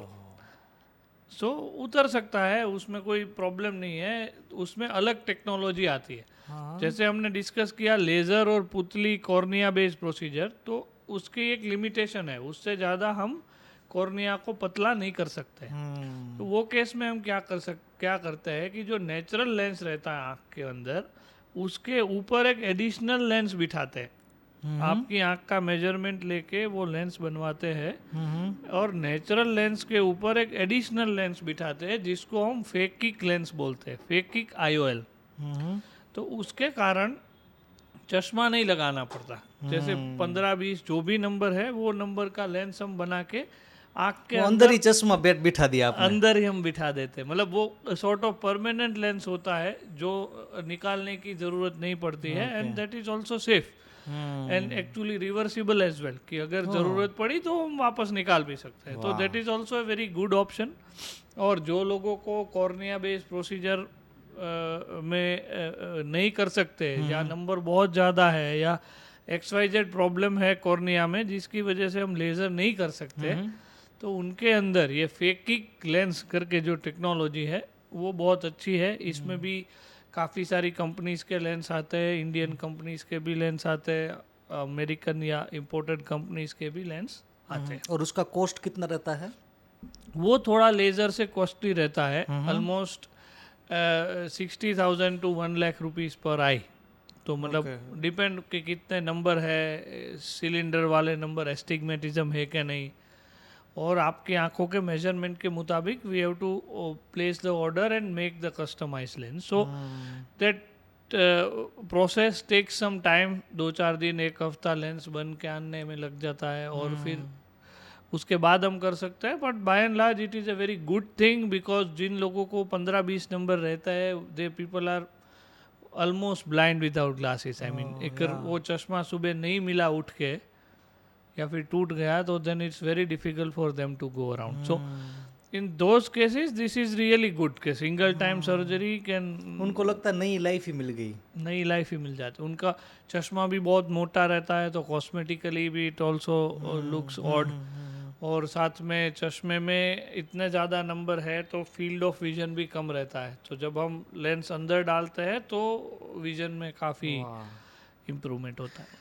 और आपने सिलिंड्रिकल नंबर की बात बोली, वो क्या होता है? नॉर्मल नंबर, और कई बार बोलते हैं ये सिलिंड्रिकल नंबर है। मैं cylinder number is astigmatism, what we scientifically call. उसमें क्या होता है कि ज़्यादातर कॉर्निया का कर्वेचर नॉर्मल से ज़्यादा कर्व्ड रहता है, या फिर लेंस में कोई दिक्कत होती है, तो उसकी वजह से एक स्पेसिफिक एक्सिस या एक स्पेसिफिक डिग्री पे हमें नंबर देना पड़ता है, सिलेंडर ग्लासेस यूज़ करना पड़ता है, जिसको हम सिलेंडर नंबर या क्रॉस वाला नंबर या एस्टिग्मेटिज्म बोलता है। एज सच उसमें कोई दिक्कत नहीं है, अगर वो नॉर्मल लिमिट्स में है और कॉर्निया हेल्दी है तो कोई कुछ करने की ज़रूरत नहीं है। नॉर्मल चश्मे की जैसे ही चश्मा लगाना है और उतार भी सकते हैं।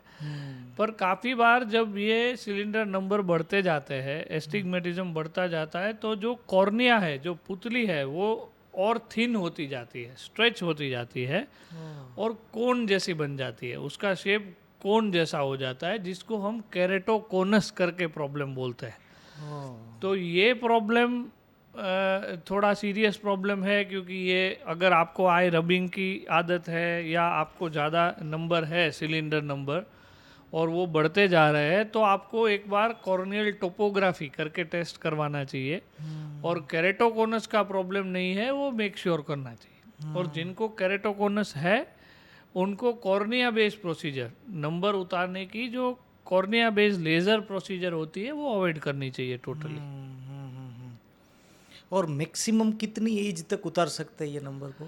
इन today's time there is no specific age, we from 18 years से लेके कोई भी एज में आप नंबर उतार सकते हो। ओह, तो पहली टेक्नोलॉजी में कुछ नंबर एज का कुछ था, अभी हाँ, मतलब पहले था कि पास वाले नंबर नहीं उतरते थे, बट अब then we have latest advance in that also. तो प्रैक्टिकली कोई भी एज ग्रुप में, एज के मुताबिक, आँख के मुताबिक, रिक्वायरमेंट के मुताबिक, there are different types of technology and different types of procedures, पर we can remove the glasses.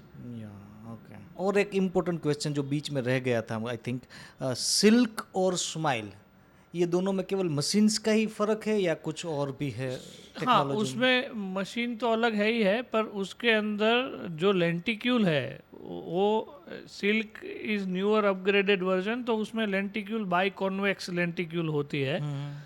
तो वो लेंटिक्यूल निकालने में लेंटिक्यूल ब्रेकेज होने के चांस कम होते हैं। लेंटिक्यूल को निकालना थोड़ा ज़्यादा स्मूथ और आसान है, और बाकी कुछ टेक्निकल डिफरेंसेस दोनों में है। इन शॉर्ट, प्लेटफॉर्म दोनों कंपेरेबल है कि लेंटिक्यूल निकालना है। This one is slightly upgraded one. और डॉक्टर को कैसे चूज करें, क्योंकि ये बहुत बड़ा क्वेश्चन होता है, कई सिटी है तो बहुत डॉक्टर्स ये करते हैं काम, तो राइट डॉक्टर का चुनाव कैसे करें अगर किसी को नंबर उतारना है तो नंबर उतारने में वैसे as such in today scenario many of the doctors are doing this, और उसमें आई सर्जन है तो he is equally qualified to do this. But the thing is कि डॉक्टर ऐसा चूज करने चाहिए जिनको ये नंबर उतारने की सब टेक्नोलॉजी का एक्सपीरियंस हो, ओके रीजनेबल सब डायग्नोसिस की सब फैसिलिटीज़ वहाँ पे हो, एनालिसिस की सब फैसिलिटीज़ वहाँ पे हो, एंड इनके कॉर्निया के जो स्पेशलिस्ट डॉक्टर होते हैं वो कॉर्निया के लेजर ज़्यादा करते हैं, but as such any ophthalmologist can suffice, there is no specific degree की यही आंखों के डॉक्टर नंबर उतार सकते हैं। इसमें कोई सुपर स्पेशलिटी नहीं इसमें है। नहीं है ऐसी कोई super speciality, because this is by and large a common major problem and everyone has to do their bit to cater this. या उसमें फ़र्क पड़ता है। फॉर एग्जांपल सिल्क का मशीन 2 डॉक्टर के पास है एग्जांपल, और एक एक्सपीरियंस है जिन्होंने बहुत सारा ऑलरेडी काम किया, कितना फ़र्क रहता है? इतना कुछ मेजर डिफरेंस है नहीं। If you are reasonably accustomed to the technology or if you are doing it regularly, so because nowadays technology itself is so upgraded that there are so many checkpoints कि major mishap होने के chance बहुत कम है। But obviously जो senior रहते हैं उनकी एक अपनी ब्रांड वैल्यू है, वो काफ़ी सालों से काम करते हैं तो लोग ज़्यादातर वहाँ जाना पसंद करते हैं। बट ऐसा कुछ इतना मेजर डिफरेंस है नहीं, बिकॉज जो इससे नंबर उतारने से ज़्यादा और जो आँखों की सर्जरीज है, जैसे मोतियाबिंद का ऑपरेशन हुआ, वो technically more challenging, demanding and more skilful है। तो व्हेन ये this is more sort of ये इससे ज़्यादा डिमांडिंग सर्जरी, हाँ कॉस्मेटिक प्रोसीजर, तो इसमें hardcore surgical skills are important, पर ऐसा नहीं है कि इसके लिए बहुत एक्सपीरियंस सर्जन है वही अच्छा कर पाएंगे और other people can not do. उससे अच्छी स्किल, उससे ज़्यादा स्किलफुल और आंखों की सर्जरी है जो सब लोग करते ही है। तो कोई जी अभी लोग कंप्यूटर बहुत ज़्यादा यूज़ कर रहे हैं, स्क्रीन बहुत ज़्यादा, हमने ऑलरेडी बहुत सारी चीज़ें डिस्कस की, तो उनके लिए आप क्या टिप्स देना चाहते हैं? Yes, so this is something very important, computer vision syndrome बोलते हैं हम इसको, कि जिनके जो प्रोफेशनल्स है वो can not avoid the computer, उनके लिए कुछ टिप्स है कि you can keep your computer eight 1 hand distance, you can keep it lower than your I level, आंखों के लेवल के नीचे रखना चाहिए, थोड़ा दूर रखना चाहिए, और हर 20 मिनट में एक छोटा 20 सेकंड का ब्रेक लेना है और 20 फुट दूर देखना है। तो that is like every 20 minutes take a 20-second break and look 20 feet away. So 20. This is a rule of 20. You should always do this. You should always use lubricating eye drops, because क्या होता है कि जब हम computer ज़्यादा देखते हैं तो हमारा ब्लिंक रेट कम हो जाता है, हम ज़्यादा उसमें एंग्रोस्ड हो जाते हैं, तो we don't care about blinking, and that leads to dryness in the eyes, that leads to strain in the eyes. So you should always do frequent blinking and you should always use the lubricating eye drops for your eyes. और रात को सोते सोते ऐसे phone ऊपर रख के background lights off करके you should not watch it. If you have to work at night on a screen, make sure you have a good background lighting, screen is properly placed, and you take frequent breaks. That's it. एक बहुत बड़ा issue conjunctivitis का है, कई बीच में it is just like a pandemic, बहुत सारे लोगों को हुआ था, तो उसके लिए उसके रीज़न क्या होते हैं और उसकी ट्रीटमेंट क्या करनी चाहिए? Basically conjunctivitis is an eye infection कि जो बहुत कॉमन है, और आँखों की जो बाहर की लेयर है कंजक्टिवा, उसमें इन्फेक्शन होता है तो उसको कंजक्टिवाइटिस बोलते हैं। बैक्टीरिया से भी हो सकता है, वायरस की वजह से भी हो सकता है, जो ये आउटबर्स्ट होते हैं, दूसरे आर यूजुअली एडिनोवायरल कंजक्टिवाइटिस, और it spreads very quickly, like it doesn't, वो देखने से नहीं स्प्रेड होता है। That is a common myth है कि इसके सामने देख लिया तो हो जाएगा, ऐसा नहीं होता। That is a droplet infection. So if somebody who is having the infection, if he rubs his eye and puts his hand somewhere and you touch there and then you touch your eye, then it can happen to you. So it is a droplet infection, and hand hygiene is very important in this. and there are frequent outbreaks of conjunctivitis, and you should always try and maintain the hygiene. If you have a conjunctivitis, consult your doctor, because काफ़ी बार हमें वो simple लगता है पर उसमें cornea में problems हो सकते हैं, और हमें जो कंजक्टिवाइटिस लगता हो वो नेसेसरी नहीं है कि कंजक्टिवाइटिस ही हो. तो एक बार अपने डॉक्टर को कंसल्ट करना चाहिए, and it's pretty much curable thing. या और अभी मोतियाबिंद की आपने बात बोली, तो वो मोतियाबिंद एक्चुअली होता क्या है, कैसे होता है? This is also a very common और सबके लिए एक बहुत ही उपयोगी क्वेश्चन है कि मोतियाबिंद क्या है. तो हमारी आंखों के अंदर एक लेंस होता है, जैसे मैंने पहले ही बताया कि जो आंखों के अंदर लाइट फोकस होती है वो लेंस में से पास होके आंख के पर्दे पे जाती है. जी, अल्टीमेटली हमारा गोल ये है कि पर्दे पे लाइट पड़नी चाहिए. Yes yes yes. तो ये जो लेंस है, यहाँ पे लेंस रहता है, तो ये लेंस काफ़ी उम्र के साथ साथ सफ़ेद होना चालू हो जाता है. इनके जो प्रोटीन है वो डी नेचर होते हैं, तो जैसे बाल सफ़ेद होते हैं वैसे लेंस सफ़ेद पड़ जाता है. तो जो लेंस सफ़ेद पड़ जाता है तो उसमें से पूरा लाइट आँख के अंदर जा नहीं पाता. नेचुरल कलर क्या होता है उसका? नेचुरल कलर क्या होता है उसका? Natural it is transparent. Okay. जैसे वो अभी ट्रांसपेरेंट रहता है, जिसकी वजह से पूरी बाहर की लाइट है वो आँख के पर्दे पे जाती है. पर जैसे जैसे वो वाइटिश होता चला जाता है, उनके प्रोटीन एज के साथ डी नेचर होते जाते हैं, तो वैसे उनकी ट्रांसमिसिबिलिटी ऑफ लाइट पास नहीं हो पाती उसमें से, और वो धीरे धीरे वाइट पड़ता जाता है. उसकी वजह से ब्लर दिखना शुरू होता है. काफ़ी बार नाइट ड्राइविंग में प्रॉब्लम्स होती है, लाइट फैल जाती है, काफ़ी लोगों को डबल विजन हो जाता है. तो इनको हम मोतियाबिंद बोलते हैं. और ये मोतियाबिंद ऑलमोस्ट सबको होना ही है, बिकॉज एज रिलेटेड प्रोसेस है. तो किसी को जल्दी आ जाता है, किसी को टाइम लगता है, पर after 50 everyone should get it checked routinely कि अगर मोतियाबिंद है तो उसका टाइम से ट्रीटमेंट करना चाहिए. और क्या ट्रीटमेंट होता है उसका? जैसे ये लेंस सफ़ेद पड़ गया, वो अब वापस तो नॉर्मल स्टेट में जा नहीं सकता. काफ़ी लोग ऐसा क्लेम करते हैं, काफ़ी ड्रॉप्स वगैरह, कि ये ड्रॉप डालने से मोतिया, बट ऐसा कोई ड्रॉप अभी तक साइंटिफिकली प्रूवन कोई ऐसा ड्रॉप है नहीं जिसकी वजह से ऑलरेडी जो लेंस है वो अपनी नेचुरल पोजीशन में वापस चला जाए. तो in short we have to remove this lens. ये लेंस निकालना पड़ता है जो अभी फंक्शनल नहीं है या अभी सफ़ेद हो गया है, और उसकी जगह हमें एक नया आर्टिफिशियल लेंस आँख के अंदर डालना है. तो this is in short cataract surgery, मोतियाबिंद का ऑपरेशन है. अब पुराने टाइम में हम बड़ा सा कट लगाते थे, पूरा लेंस निकाल लेते थे और उसकी जगह नया लेंस डालते थे. तो उसको हम अलग नाम देते थे, SICS, small incision cataract surgery बोलते थे. उससे पहले ECC आता था, एक्स्ट्रा कैप्सुलर कैटरेक्ट एक्सट्रैक्शन. जैसे जैसे टेक्नोलॉजी बढ़ती गई तो अब MICS है, मिनिमम इंसिजन कैटरेक्ट सर्जरी. तो जिसमें हम केवल 2.2 मिलीमीटर के अंदर से आँख में जाते हैं, माइक्रोस्कोपिक सर्जरी रहता है.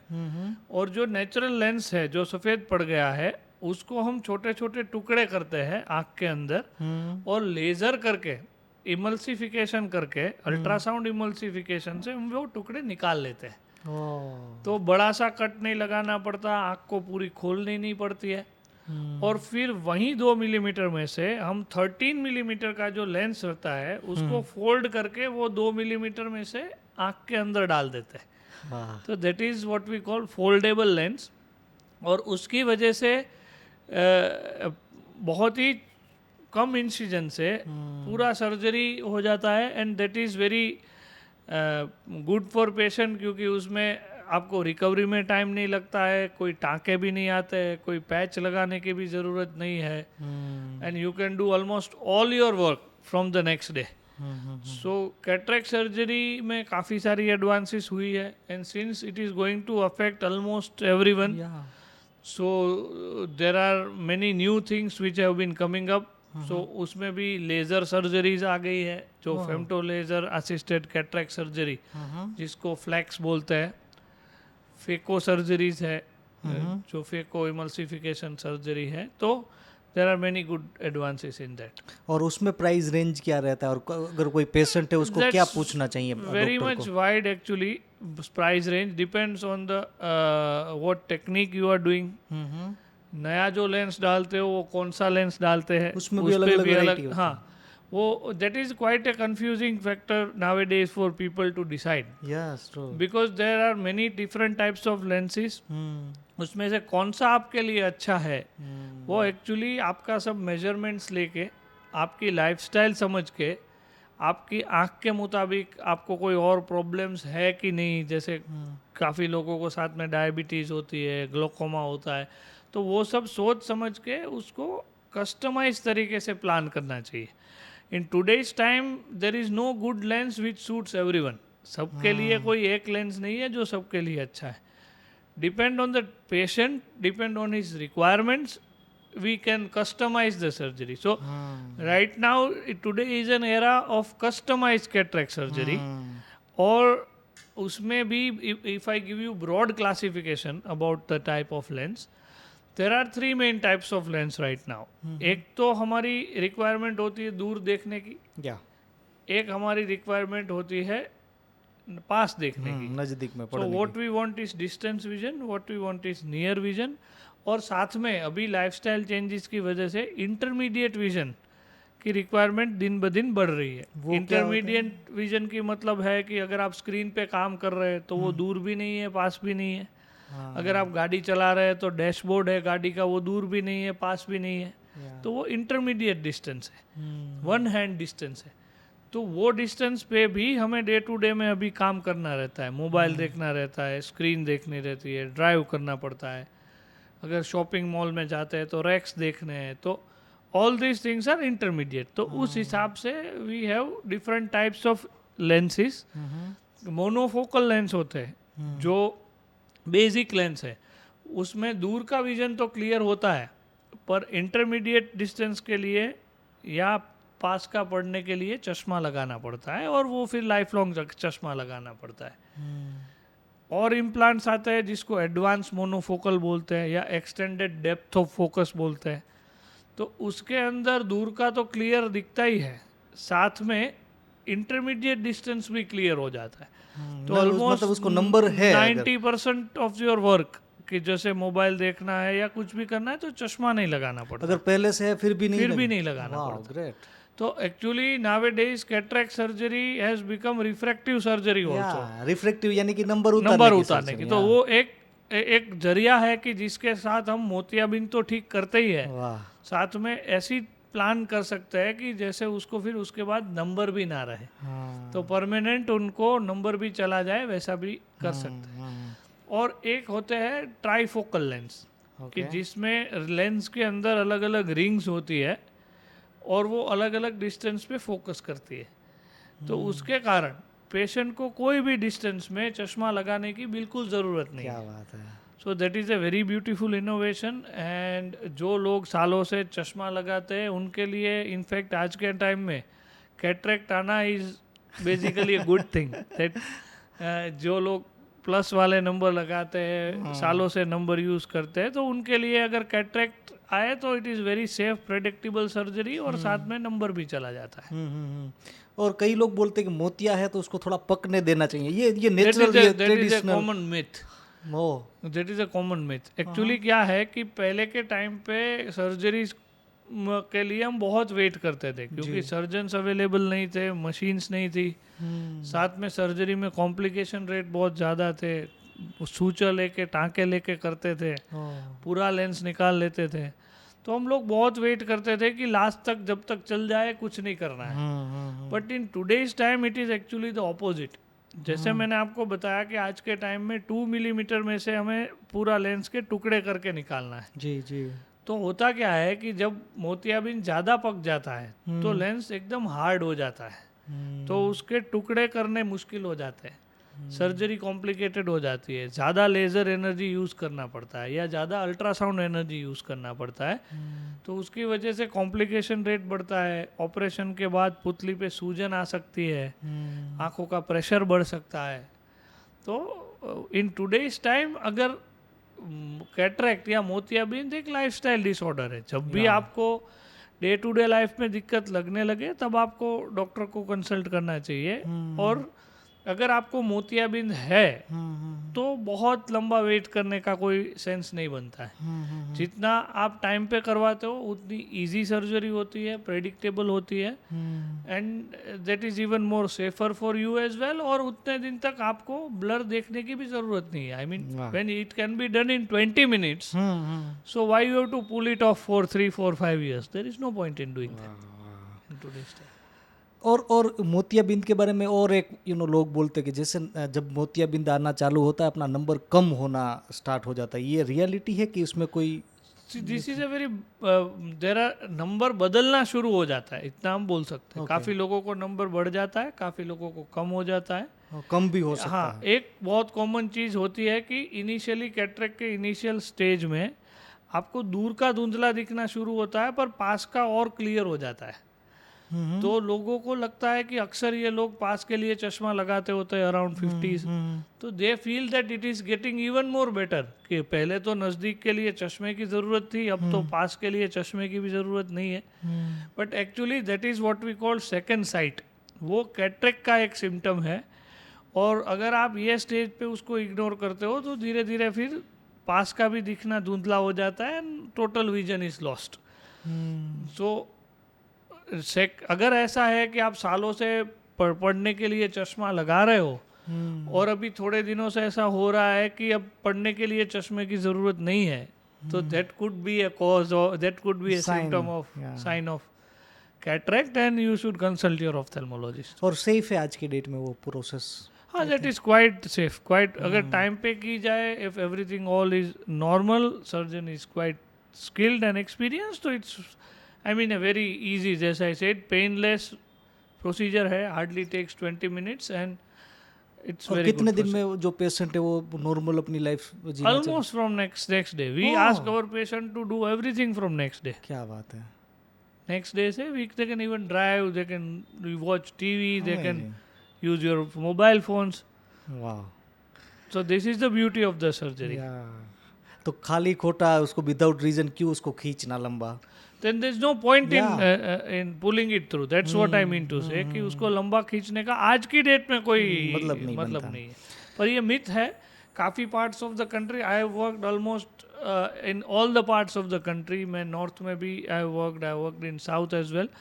इन some parts of the country there are believes कि वो भी एक मिथ है कि जैसे सर्दियों में ऑपरेशन करवाना अच्छा रहता है, विंटर में मोतियाबिंद करेंगे तो अच्छा है. That is also a myth because season से कुछ सर्जरी में फ़र्क नहीं पड़ता. And nowadays, anyways, we don't have to take sutures or anything. So surgery is equally good in all the seasons. So that is also a या पास के time में शायद स्टिचेस आते थे तो उनको थोड़ा या हो सकता है मैं भी. वो there are many reasons to believe that, but right now ऐसा कुछ नहीं है. और उसका कॉस्टिंग कोई टेंटेटिव के उसमें भी बहुत ज़्यादा फ्लक्चुएशन. जैसे आई said that depending on the technology कि कौन सा आप बड़ा कट वाला ऑपरेशन करते हो या फेको करते हो या MICS करते हो या फेमटो लेज़र वाला करते हो. सो एक चीज़ है टेक्नोलॉजी, एक चीज़ है कौन सा लेंस आप डालते हो जी. Monofocal, extended depth of focus, trifocal. And third thing is your surgeon. Depend on which part of the country you are. अगर मेट्रो सिटीज़ में है तो थोड़ा हायर साइड रहेगा because everything is costly. But by and large a good cataract surgery can be done from almost 10-15,000 to say 1 lakh, 1.5 lakhs, depending on the type of lens you choose, type of procedure you choose. Okay. But it's very good in India that, and especially in Gujarat, we have so many surgeons around here that nobody should go blind because of cataract. But that पहले हो जाते थे ऐसे लोग. still it is a sad reality in India that many people go blind with cataract because they don't have the necessary awareness. तो कहीं दिखाते नहीं है, बहुत लेट स्टेज में आते हैं या तो फिर बहुत डरते हैं तो कुछ नहीं करवाते. Otherwise pan India we have good surgeons, we have good technology, so this can be done. और एक बार ब्लाइंडनेस आ गया फिर वो इरिवर्सिबल होता है कि मतलब it's very difficult once it is advanced to give the patient a very good vision. थोड़ा बहुत compromise result मिल भी सकता है, but still I would suggest कि there is no reason कि आज के टाइम पे उसको खींचने में कोई और काला मोतियो जिसको बोलते हैं झामर भी बोलते हैं, वो और नॉर्मल मोतियाबिंद जो है उसमें टोटली अलग डिसीज है। हाँ, काला मोतियाबिंद बोलते हैं नॉर्थ में जिसको, या गुजराती में झामर बोलते हैं, इंग्लिश में उसको ग्लोकोमा बोलते हैं। तो उसमें क्या होता है कि आँखों के अंदर जो लिक्विड रहता है वो लिक्विड आँख से बाहर जाने का जो रास्ता है वो धीरे धीरे बंद होता जाता है। आंखों में लिक्विड मतलब कहाँ? उसको साइंटिफिकली एक्वस ह्यूमर बोलते हैं जी, कि that is a normal secreted liquid inside our eye which helps to maintain the eyeball shape size maintain करने में, अंदर से प्रेशर मेंटेन करने में इम्पोर्टेंट है। अब उसका जब ड्रेनेज कम हो जाता है तो that starts accumulating inside the eye, तो आँख के अंदर एक्यूमुलेट होता है, उससे आँखों का प्रेशर बढ़ता है। और जैसे ब्लड प्रेशर होता है वैसे आंखों के अंदर भी प्रेशर होता है, जिसको हम इंट्राओक्यूलर प्रेशर बोलते हैं। तो वो प्रेशर बढ़ना शुरू होता है, तो जैसे वो प्रेशर बढ़ता है वैसे वो प्रेशर आंख और दिमाग को जो कनेक्ट करती है वो नस पे पड़ता है, जिसको हम ऑप्टिक नर्व बोलते हैं। तो ये प्रेशर की वजह से ऑप्टिक नर्व डैमेज होना चालू हो जाती है, and this is a very chronic process कि वो धीरे धीरे करके आगे बढ़ता है, तो पेशेंट को पता नहीं चलता है। ग्लोकोमा में होता क्या है कि इनिशियल स्टेज में पेरिफेरल विजन लॉस होता है, तो सेंटर में तो क्लियर दिखता है पर जो पेरी फील्ड ऑफ विजन है वो कम होता जाता है। तो पेशेंट को इनिशियल स्टेज में पता नहीं चल पाता, एंड जैसे जितना डैमेज हो जाता है उनको हम फिर रिकवर नहीं कर सकते। ग्लोकोमा की जो भी ट्रीटमेंट है, चाहे वो ड्रॉप्स है चाहे वो सर्जरी है, वो जो डैमेज जितना है उसको बचाने के लिए है। जो चला गया विजन, कोई भी ट्रीटमेंट आज की डेट में, कोई भी ट्रीटमेंट, एक बार नर्व डैमेज हो गई तो जितनी नर्व सेल्स डेड हो गए वो वापस नहीं आ सकते। इसीलिए glaucoma is called silent thief of eyesight. धीरे धीरे करके डैमेज होता है। तो जिन लोगों को फैमिली में ग्लोकोमा की हिस्ट्री है, जिन लोगों को कभी पहले कोई डॉक्टर ने बताया है कि प्रेशर चेक करवाना है, तो वो लोगों को routinely, specially after 40s, you should once a year आपको आँख को ग्लोकोमा के लिए चेक करवाना बहुत ज़रूरी है। क्योंकि if we can catch this in early stage तो हम उसे वहीं रोक सकते हैं। उसको कुछ ड्रॉप्स से हम प्रेशर लो कर सकते हैं, अगर ड्रॉप से नहीं होता है तो फिर सर्जरी भी कर सकता है। पर जितना हम उसको इनिशियल स्टेज में बचा सकते हैं वो बेस्ट है हमारे लिए।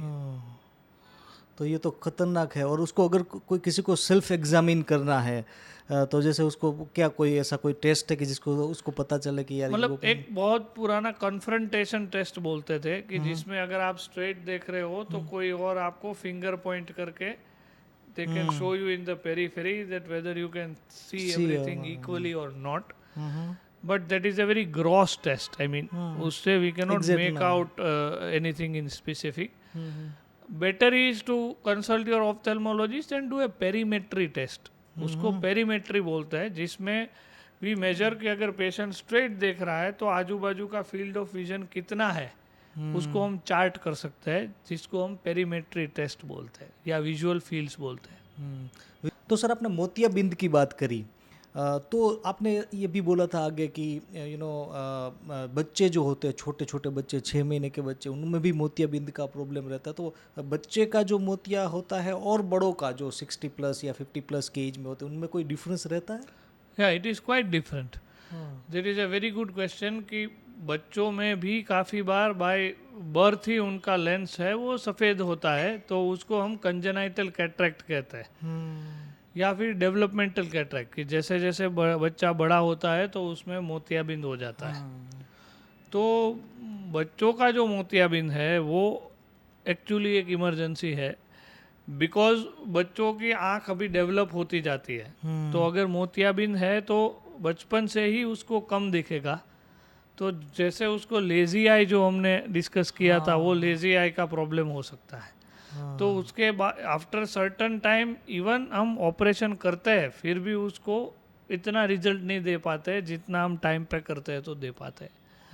अनदर थिंग कि बच्चों की आँख है उसके अंदर नॉर्मल जो मोतियाबिंद का ऑपरेशन है वो तो करना ही पड़ता है, साथ में उसमें 2-3 एक्स्ट्रा प्रोसीजर्स जिसको हम विट्रेक्टमी बोलते हैं या पोस्टीरियर कैप्सुलोटोमी बोलते हैं वो भी हमें करनी पड़ती है। तो बच्चों के अंदर लेंस के पीछे झिल्ली आ जाती है, तो उसके लिए उसको ऑपरेशन के टाइम पे ही हमें एक्स्ट्रा कुछ प्रोसीजर्स करनी पड़ती है। अनदर थिंग इज कि बच्चे अभी बड़ा होना उनको है तो उनका जो लेंस का मेजरमेंट्स है वो भी हमें अलग टेक्निक से लेना पड़ता है। प्लस जो लेंस हम आज डालते हैं वो उसको जिंदगी भर चलाना है, he has to live with it for 80 years because we can not remove that lens. तो वो कैलकुलेशन भी अलग रहती है और बच्चों की एज तो बड़ी होती जाती रहती है, तो उसमें वो लेंस भी तो वही है कि जो लेंस हमें उस हिसाब से डालना पड़ता है कि एक मिनिमम साइज से कम अगर आँख की साइज है तो हम लेंस नहीं डाल सकते, और लेंस अगर हम डालते हैं तो उसका कैलकुलेशन ऐसा करना पड़ता है कि अभी कुछ नंबर छोड़ देने पड़ते हैं प्लस साइड, क्योंकि जैसे बच्चा बड़ा होता है वैसे उसका ग्रोथ होता है तो नंबर माइनस साइड जाता है। तो there are many things which we have to keep in mind before we operate the kid. और दूसरा कि they can not complain to us also. और बच्चों का जो मोतिये का ऑपरेशन है वो सिर्फ ऑपरेशन करने से रिजल्ट नहीं मिलता, उसमें रिहेबिलिटेशन इज ऑल्सो इम्पोर्टेंट, कि फिर उसको चश्मा लगता है, उसको कुछ एक्सरसाइज देनी पड़ती है, उसको बार बार देखना पड़ता है और ट्रीटमेंट को हमें मेजर करके मॉडिफाई भी करना पड़ता है। तो इसीलिए बच्चों का जो मोतियाबिंद है वो एडल्ट से डिफ़िकल्ट है, डिफरेंट है, और उसको करने के लिए एक स्पेशल ट्रेनिंग और एक्सपर्टीज़ की ज़रूरत है। तो ऑफ्थेल्मोलॉजिस्ट, आँखों के डॉक्टर में भी जैसे हमने बोला बच्चों के जो स्पेशलिस्ट होते हैं paediatric ophthalmologist, they are ideal for doing a pediatric cataract surgery because this surgery is quite challenging, demanding and it creates great morbidity क्योंकि वो बच्चों को life long he has to live with it. So childhood cataracts are quite different than adult cataracts. तो doctor ओम, आपने तो बाकी तो सब आँख की जो सारी ट्रीटमेंट है वो तो आप कहीं ना कहीं करते हो, लेकिन आपने जैसे बोला आपने उसमें सुपर स्पेशलिटी की है बच्चों की जहाँ तक ऑप्थेल्मोलॉजी है वहाँ पर, तो इतनी छोटी आइज़ और उसमें ऑपरेट करना it's super, it requires a lot of patience, conviction and lot of skills because अब एकदम डेलिकेट रहती है बच्चों की आँख, और उसमें you have to do a microscopic surgery and then you have to उसको एनेस्थेसिया दे के करना पड़ता है। तो उसको पहले जनरल एनेस्थेसिया देते हैं, फिर उसका मेजरमेंट्स लेते हैं, फिर सर्जरी होती है। तो it's quite challenging job and it's, believe me, it's quite rewarding also.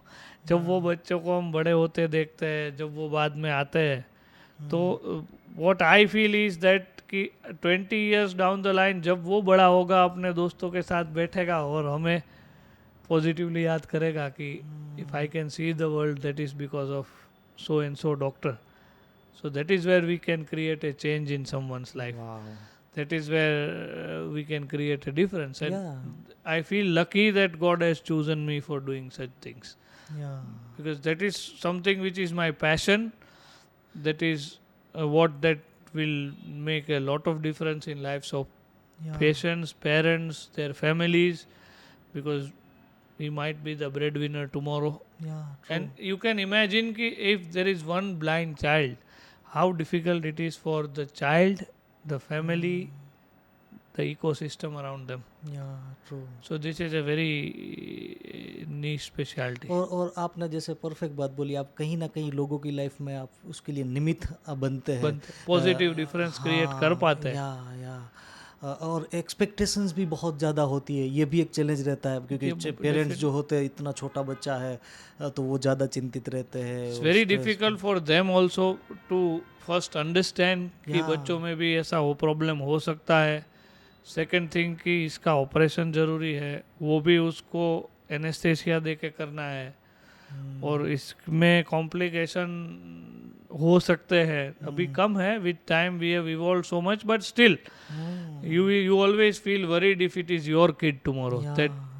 So it's a quite challenging stuff which we have to take along the parents along the journey, because वो that is not a one time event. I mean फिर उसको दिखाने आना है, उसको चश्मा लगाना है, उसको एक्सरसाइज करवाना है, उसको लेजी आई ट्रीट करवाना है, उसको ग्लोकोमा अगर होने के चांस रहते हैं तो glaucoma treat. So there are many things which comes and associated with it. And childhood blindness is a very big thing, क्योंकि वो as such एक बहुत बड़ा social economical challenge है. And unfortunately in India, as per data, we have almost 280,000 to 320,000 children who go blind. That is the burden of childhood blindness. So, and 80% of the childhood blindness is avoidable. The problem here, the main thing here is कि 80% blindness को हम avoid कर सकते हैं अगर हम time पे उसको पकड़ ले, अगर उसका स्पेशलिस्ट अटेंशन मिले, क्वालिटी काम हो, तो 80% of childhood blindness can be prevented. और इसीलिए बच्चों का रेगुलर चेकअप करवाना स्पेशलिस्ट के पास, क्योंकि पता ही नहीं चलेगा, बच्चा तो बोल नहीं पाएगा, छोटा है तो, और जब वो बोलेगा तो लेट हो जाएगा. एंड स्पेशली जो चाइल्डहुड कैटरैक्ट्स है वो लोअर सोशियो इकोनॉमिक क्लास में बहुत ज़्यादा है. तो वो लोगों में अवेयरनेस नहीं है, वो लोग they don't reach timely. So we have tried and build to train class teachers to examine this. Anganwadi वाले स्टाफ को सिखाने की कोशिश करते हैं. एंड इनके लिए सोशल अवेयरनेस के कैंपेन्स भी बहुत ज़रूरी है. जी जी जी, बहुत इम्पोर्टेंट बात है. और और वो कोई कोई भी ऑप्थेल्मोलॉजिस्ट वो नहीं कर पाएगा सर्जरी. इतने ज़्यादा डॉक्टर्स भी आई थिंक नहीं होंगे, इतने ज़्यादा डॉक्टर्स भी नहीं है उसमें. Paediatric specialist are very less in number. But that's what I said, that you need an extra level of expertise. करने को तो कोई भी कर सकता है, बट उनके लिए स्पेशल ट्रेनिंग चाहिए, क्योंकि we have spend almost 3 years doing that after our post graduation, and then countless years of experience. So everything goes into it. Machinery उनका अलग होता है, विट्रेक्टमी मशीन चाहिए, तो there are many things. You should have a qualified anaesthetist. So ideally it should be done in a setup where you usually do pediatric surgeries and preferably by a pediatric ophthalmologist. तो एक side cosmetic surgery जैसे कि आंखों का number उतारना, और दूसरी side ये लेवल की कॉम्प्लेक्स सर्जरी, ये दोनों. तो that's what I mean to say, okay, what when you are talking about the skills, कि कितना डिफरेंस है, कि तो this is what which requires hardcore skills. And when we are operating this, अगर हम ये कर रहे हैं तो it's not that big a thing for us to do LASIK और myopia surgery. That's what I mean to say. और एक बहुत बड़ा प्रॉब्लम डॉक्टर ओम, और वो है तिरछी आंखों का प्रॉब्लम. ये तिरछी आंखें ये एक्चुअल केस में ये बहुत ज़्यादा इमोशनल चीज़ भी हो सकती है. कोई बच्चे को तिरछी आंख का प्रॉब्लम है, स्क्विंट आइज का प्रॉब्लम है, तो जैसे जैसे बड़ा होता जाता है लोग उसको थोड़ा कहीं ना कहीं हंसी मजाक भी करते हैं, और वो थोड़ा बेचारा दबा हुआ रहता है. और उनके जो पेरेंट्स हैं, उनके आसपास के लोग हैं, वो भी बहुत ज़्यादा चिंतित रहते हैं. तो उस केस में स्क्विंट आइज जिनको है, उनके लिए क्या क्या पॉसिबिलिटीज़ है, कौन कौन सी ट्रीटमेंट्स हैं? This is also a very big question which remains still not that much solved. कि तिरछी आँख जो है, क्रॉस आँख जिसको बैंगापन बोलते हैं, स्क्विंट बोलते हैं या स्ट्रेबिस्मस बोलते हैं, उसमें होता क्या है कि हम जब कोई जगह देखते हैं तो हम दोनों आँखों को एक जगह फोकस करते हैं. तो दोनों आँखों में से सिमिलर इमेज हमारे ब्रेन में जाती है, और our brain is used to use both eyes और together in all the directions, right. उसकी वजह से ही डेप्थ परसेप्शन आता है, उसकी वजह से 3D विजन आता है. अब स्क्विंट में होता क्या है कि brain loses the control over the eye muscles. So एक आंख सीधा देखेगी, एक आंख या तो बाहर चली जाती है, या अंदर चली जाती है, या ऊपर चली जाती है. तो दोनों आंखों में से अलग अलग इमेज ब्रेन में जाती है. तो ब्रेन कंफ्यूज हो जाता है कि ये देखना है या ये देखना है. तो our mind switch off one eye, वो एक आँख की जो इमेज है उसको इग्नोर करना चालू कर देता है। तो प्रैक्टिकली जिनको तिरछी आँख होती है वो एक ही आँख यूज़ करते हैं, एक आँख का जो इमेज है उसको ब्रेन कंसिडर नहीं करता है। अगर वो दूसरी आंख से ऐसे देखे तो उसको नहीं मजा आएगा। हाँ, तो मतलब वो एक टाइम पे एक ही आँख यूज़ कर पाते हैं। ओके, अगर इससे देख रहे हो और ये बाहर है तो इसकी इमेज को ब्रेन कंसिडर नहीं करता है। क्या तो एज पावरफुल सच हम उसको कॉस्मेटिक समझते हैं, but this is as good as one eye blindness. है। बिकॉज अगर आप एक आंख को ऐसे करके देखें तो जो आपका विजन है वो स्क्विंट वाले बच्चे का या स्क्विंट वाले एडल्ट का वो विजन रहता है। और एक आंख से कोई देखता है तो उसको डेप्थ नहीं पता तो चलता उसको कितना, डेप्थ विजन नहीं, डेप्थ परसेप्शन नहीं आता है। उसको पता नहीं चलेगा कितने डिस्टेंस पे कोई है। हाँ, मतलब चीजें दिखेगी पर डेप्थ कितनी है वो पता नहीं चलेगी। ओहो, तो यानी कि ड्राइविंग पॉसिबल नहीं होता। ड्राइविंग कर रहे हैं तो ऐसा पता चलेगा कि दो व्हीकल सामने से आ रहे हैं, पर वो दो व्हीकल के बीच में कितना गैप है वो जजमेंट वो नहीं ले पाएगा। वो मूवी देखने जाएगा 3D विजन तो उसको 3D नहीं दिखेगा, उसको स्क्रीन में से कुछ बाहर आता हुआ नहीं लगेगा। यानी कि अगर किसी को डिस्टेंस के बारे में जानना है तो दोनों आंखों के जरिए ही वो जान सकता है। तो स्क्विंट एज सच हमें कॉस्मेटिक प्रॉब्लम लगता है कि जैसे आपने पूछा तब कि it is like cosmetic problem तो है ही कि दिखने में अच्छा नहीं लगता है, कॉन्फिडेंस लो होता है और लोग हंसी मजाक उड़ाते हैं। then there are many other social impact of squint, but साथ में this is not just cosmetic। Cosmetic के साथ में ये सब जो प्रॉब्लम्स है, जो डेप्थ परसेप्शन का प्रॉब्लम है, एक आंख अगर बचपन से क्रॉस रहती है तो ब्रेन उसको यूज़ नहीं करता है। तो नहीं यूज़ करता है तो धीरे धीरे वो लेज़ी हो जाती है। तो जो हम लेज़ी आई बोल रहे थे, एम्ब्लायोपिया बोल रहे थे, वो भी स्क्विंट वाले पेशेंट में होता है कि with time they have lost the touch to use one eye. तो अगर लेटर डेट में बड़े होने के बाद पता चलता है तो वो लेज़ी आई को हम ठीक नहीं कर सकते, वो फिर लाइफ लॉन्ग उनको कमी दिखेगा वो आँख से। तो squint needs a specialist attention and squint या क्रॉस आँख सिर्फ कॉस्मेटिक इश्यू नहीं है। और बच्चों में अगर आपको लग रहा है, एक चीज़ अच्छी इसके बारे में यह है कि even as a parents, as a teacher, as a relative you can pick it up. इनका स्टिग्मा छोड़ देना चाहिए और अगर आपको दिख रहा है तो आपको दिखाना चाहिए।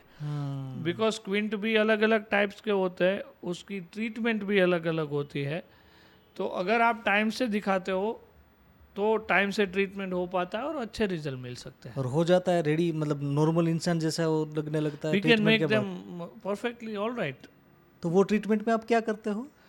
ट्रीटमेंट अलग अलग टाइप की होती है, जैसे मैंने बोला अलग अलग टाइप ऑफ स्क्विंट है। काफ़ी स्क्विंट में हम चश्मे के नंबर दे के भी ठीक कर सकते हैं।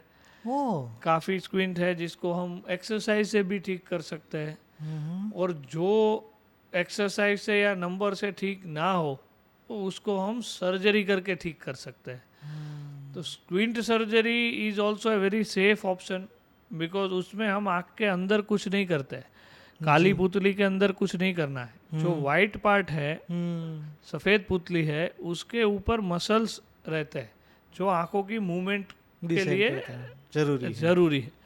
तो वो मसल को हम रीएडजस्ट करते हैं। जो मसल ज़रूरत से ज़्यादा काम करता है उसको हम ढीला करते हैं, जो ज़रूरत से ज़्यादा कम काम करता है उसको हम टाइट करते हैं। तो जो आँख तिरछी हो जाती है उसको हम पकड़ के स्ट्रेट कर सकते हैं। Mechanical I think. तो इट्स या mechanical and it's game of calculation because squint is associated with brain, right? तो we can not operate the brain.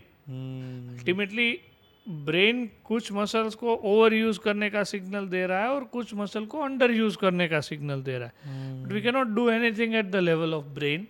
So what we will do is that we will adjust these muscles. So that is a game of calculation, measurements, and minute planning, and it's also a very rewarding and very interesting. I mean, we have very few squint surgeons because जैसे मैंने बोला ये थोड़ा technically difficult है and थोड़ा cumbersome job है, so most of the ophthalmologists don't prefer to do this. But as such it is quite predictable, quite good, quite safe, absolutely risk free, ऐसी कोई स्टोरीज की जहाँ पर आपको लगा हो कि यार जो पेशेंट आपके पास आए हो उनको लगा हो यार स्क्विंट आइज क्योर होगी कि नहीं होगी, और आफ्टर सर्जरी आफ्टर ट्रीटमेंट उनको बहुत ज़्यादा रिवॉर्डिंग लगा हो? It happens day in and out every day because this is a life changing thing. जिनको स्क्विंट होता है उनके लिए दोनों आँख को यूज़ करके सीधा देख पाना एक लाइफ चेंजिंग एक्सपीरियंस है. रूटीनली हमारे पास लोग आते हैं, काफ़ी बार मैरिज एज ग्रुप के लोग आते हैं, यंग गर्ल्स और young boys who are college going, who want to get married.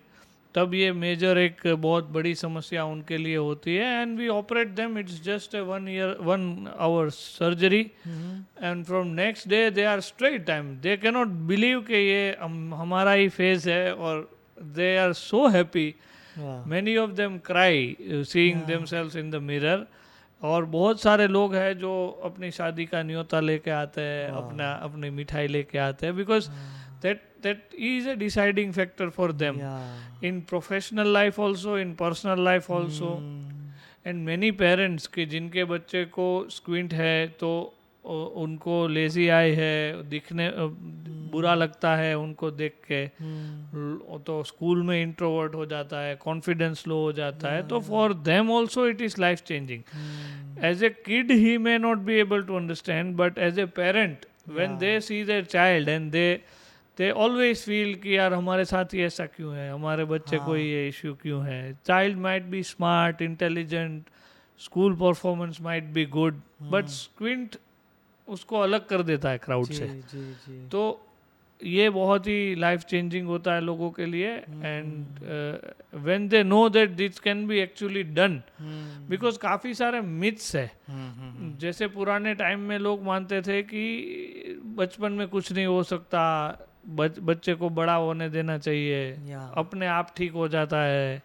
काफ़ी जनरल डॉक्टर्स है या काफ़ी इवन कुछ ऑफ्थेल्मोलॉजिस्ट भी है जो काफ़ी बार बहुत लाइटली लेते हैं कि इसमें कुछ नहीं होता, बच्चा बड़ा होता है वो तो अपने आप हो जाता है. काफ़ी लोगों को स्क्विंट है, तो वो लोगों के लिए they ignored it for so long a time, but they themselves feel very bad about it. And when they get corrected, when they know कि दिस इज पॉसिबल, तो that is very much life changing for them.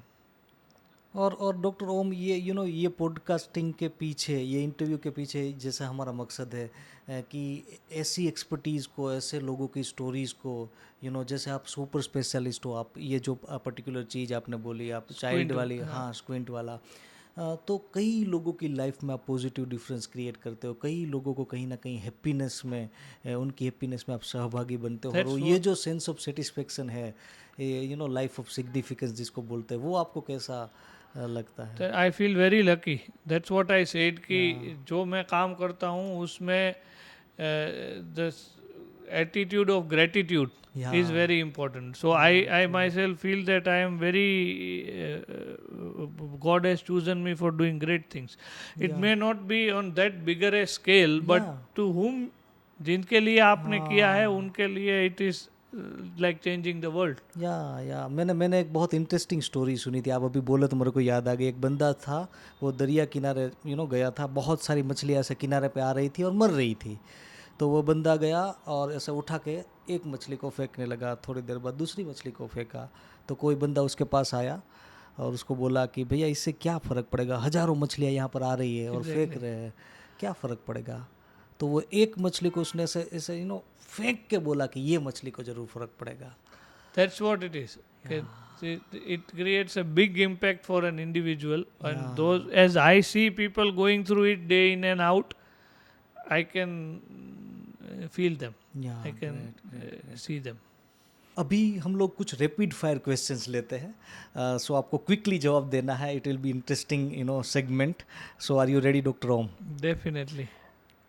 The first question is favorite eye related myth to debunk. There are many myths, but as what I said, my favorite would be, as a squint specialist, would be कि squint सिर्फ cosmetic है. That is the biggest myth people are living with.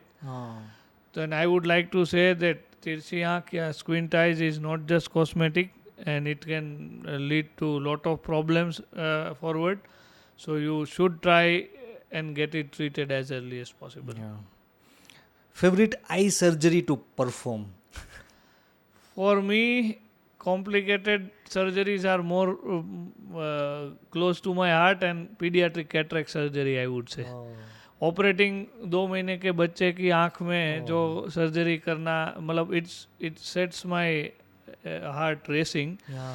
वो adrenaline rush है, but उनके बाद when you see it going through very nicely, that satisfaction is priceless. Favorite eye care tip for travelers? Yeah, for those who are traveling, you should always use the protective glasses. Yeah. Especially when you are going up the mountains, you should have Polaroid glasses to protect your eyes from sun. When you are on the beach, you try and wear the sunglasses. And you can always put some basic drops like lubricating eye drops or antibiotic drops with you, because if you have some infection or anything, it would be useful for you. Favorite eye exam tool जो आपको लगता है? You can always do your self assessment. I mean, you can put a small chart in your place, and you can always try and compare the vision of your eyes. आपके especially try and play those games with your kids, so that in case if they have any problems, you can catch it early. Right? True. Favorite eye care memory from your career? आपकी best memory? I still remember I had operated a kid who was like 1.5 year old. 1.5 साल का वो बच्चा था, and they were from, they've been searching for, they're from very lower socio-economic class, so they were going around and they were told from many places कि इसका कुछ हो नहीं सकता, and the child is almost blind. And then he was having cataracts, and we did the cataract surgery, and surprisingly I was also worried कि इनके parents कुछ ध्यान रख पाएंगे कि नहीं, will they follow all the care or not. But surprisingly, they were very receptive, and that child still comes to me. Now he is almost 7 or 8 years old, and the way he comes and greets me is totally amazing. Amazing, great. Most unusual eye-related question you have been asked? Which was a very funny. One guy asked me कि sir आँख मारने से आँख damage हो जाती है क्या? Then I told him that आँख तो नहीं डैमेज होती, पर और बहुत कुछ डैमेज होने का चांस रहता है, so be careful. So that was the most funny question I have been ever asked. So thank you very much, Dr. Om Patel. Thank you for sharing these invaluable insights. और अगर किसी को आपका contact करना है, आपसे consult करना है, तो वो किस तरीके से कर सकते हैं? थोड़ा ब्रीफ वो बता दीजिए. Yes, so I am readily available on all social media platforms with the name of Dr. Om Patel. Yeah. And we have our hospital here in Rajkot, Gujarat, and near 150 feet Ring Road with the name of Aksha Eye Hospital, AKSHA, Aksha Eye Hospital. So you can always reach us on Google. You can always book your appointment and come. You are more than welcome. And in case you have any individual queries है कुछ, या कोई report आप share करना चाहते हैं, कुछ guidance लेना चाहते हैं, तो we do it for absolutely free of charge. You can just mail me, or you can get my mail address from our hospital website, and you can just mail me over there, and I would be more than happy to serve you. Thank you very much, Dr. Om Patel, for this amazing conversation. Thank you so much. Thank you.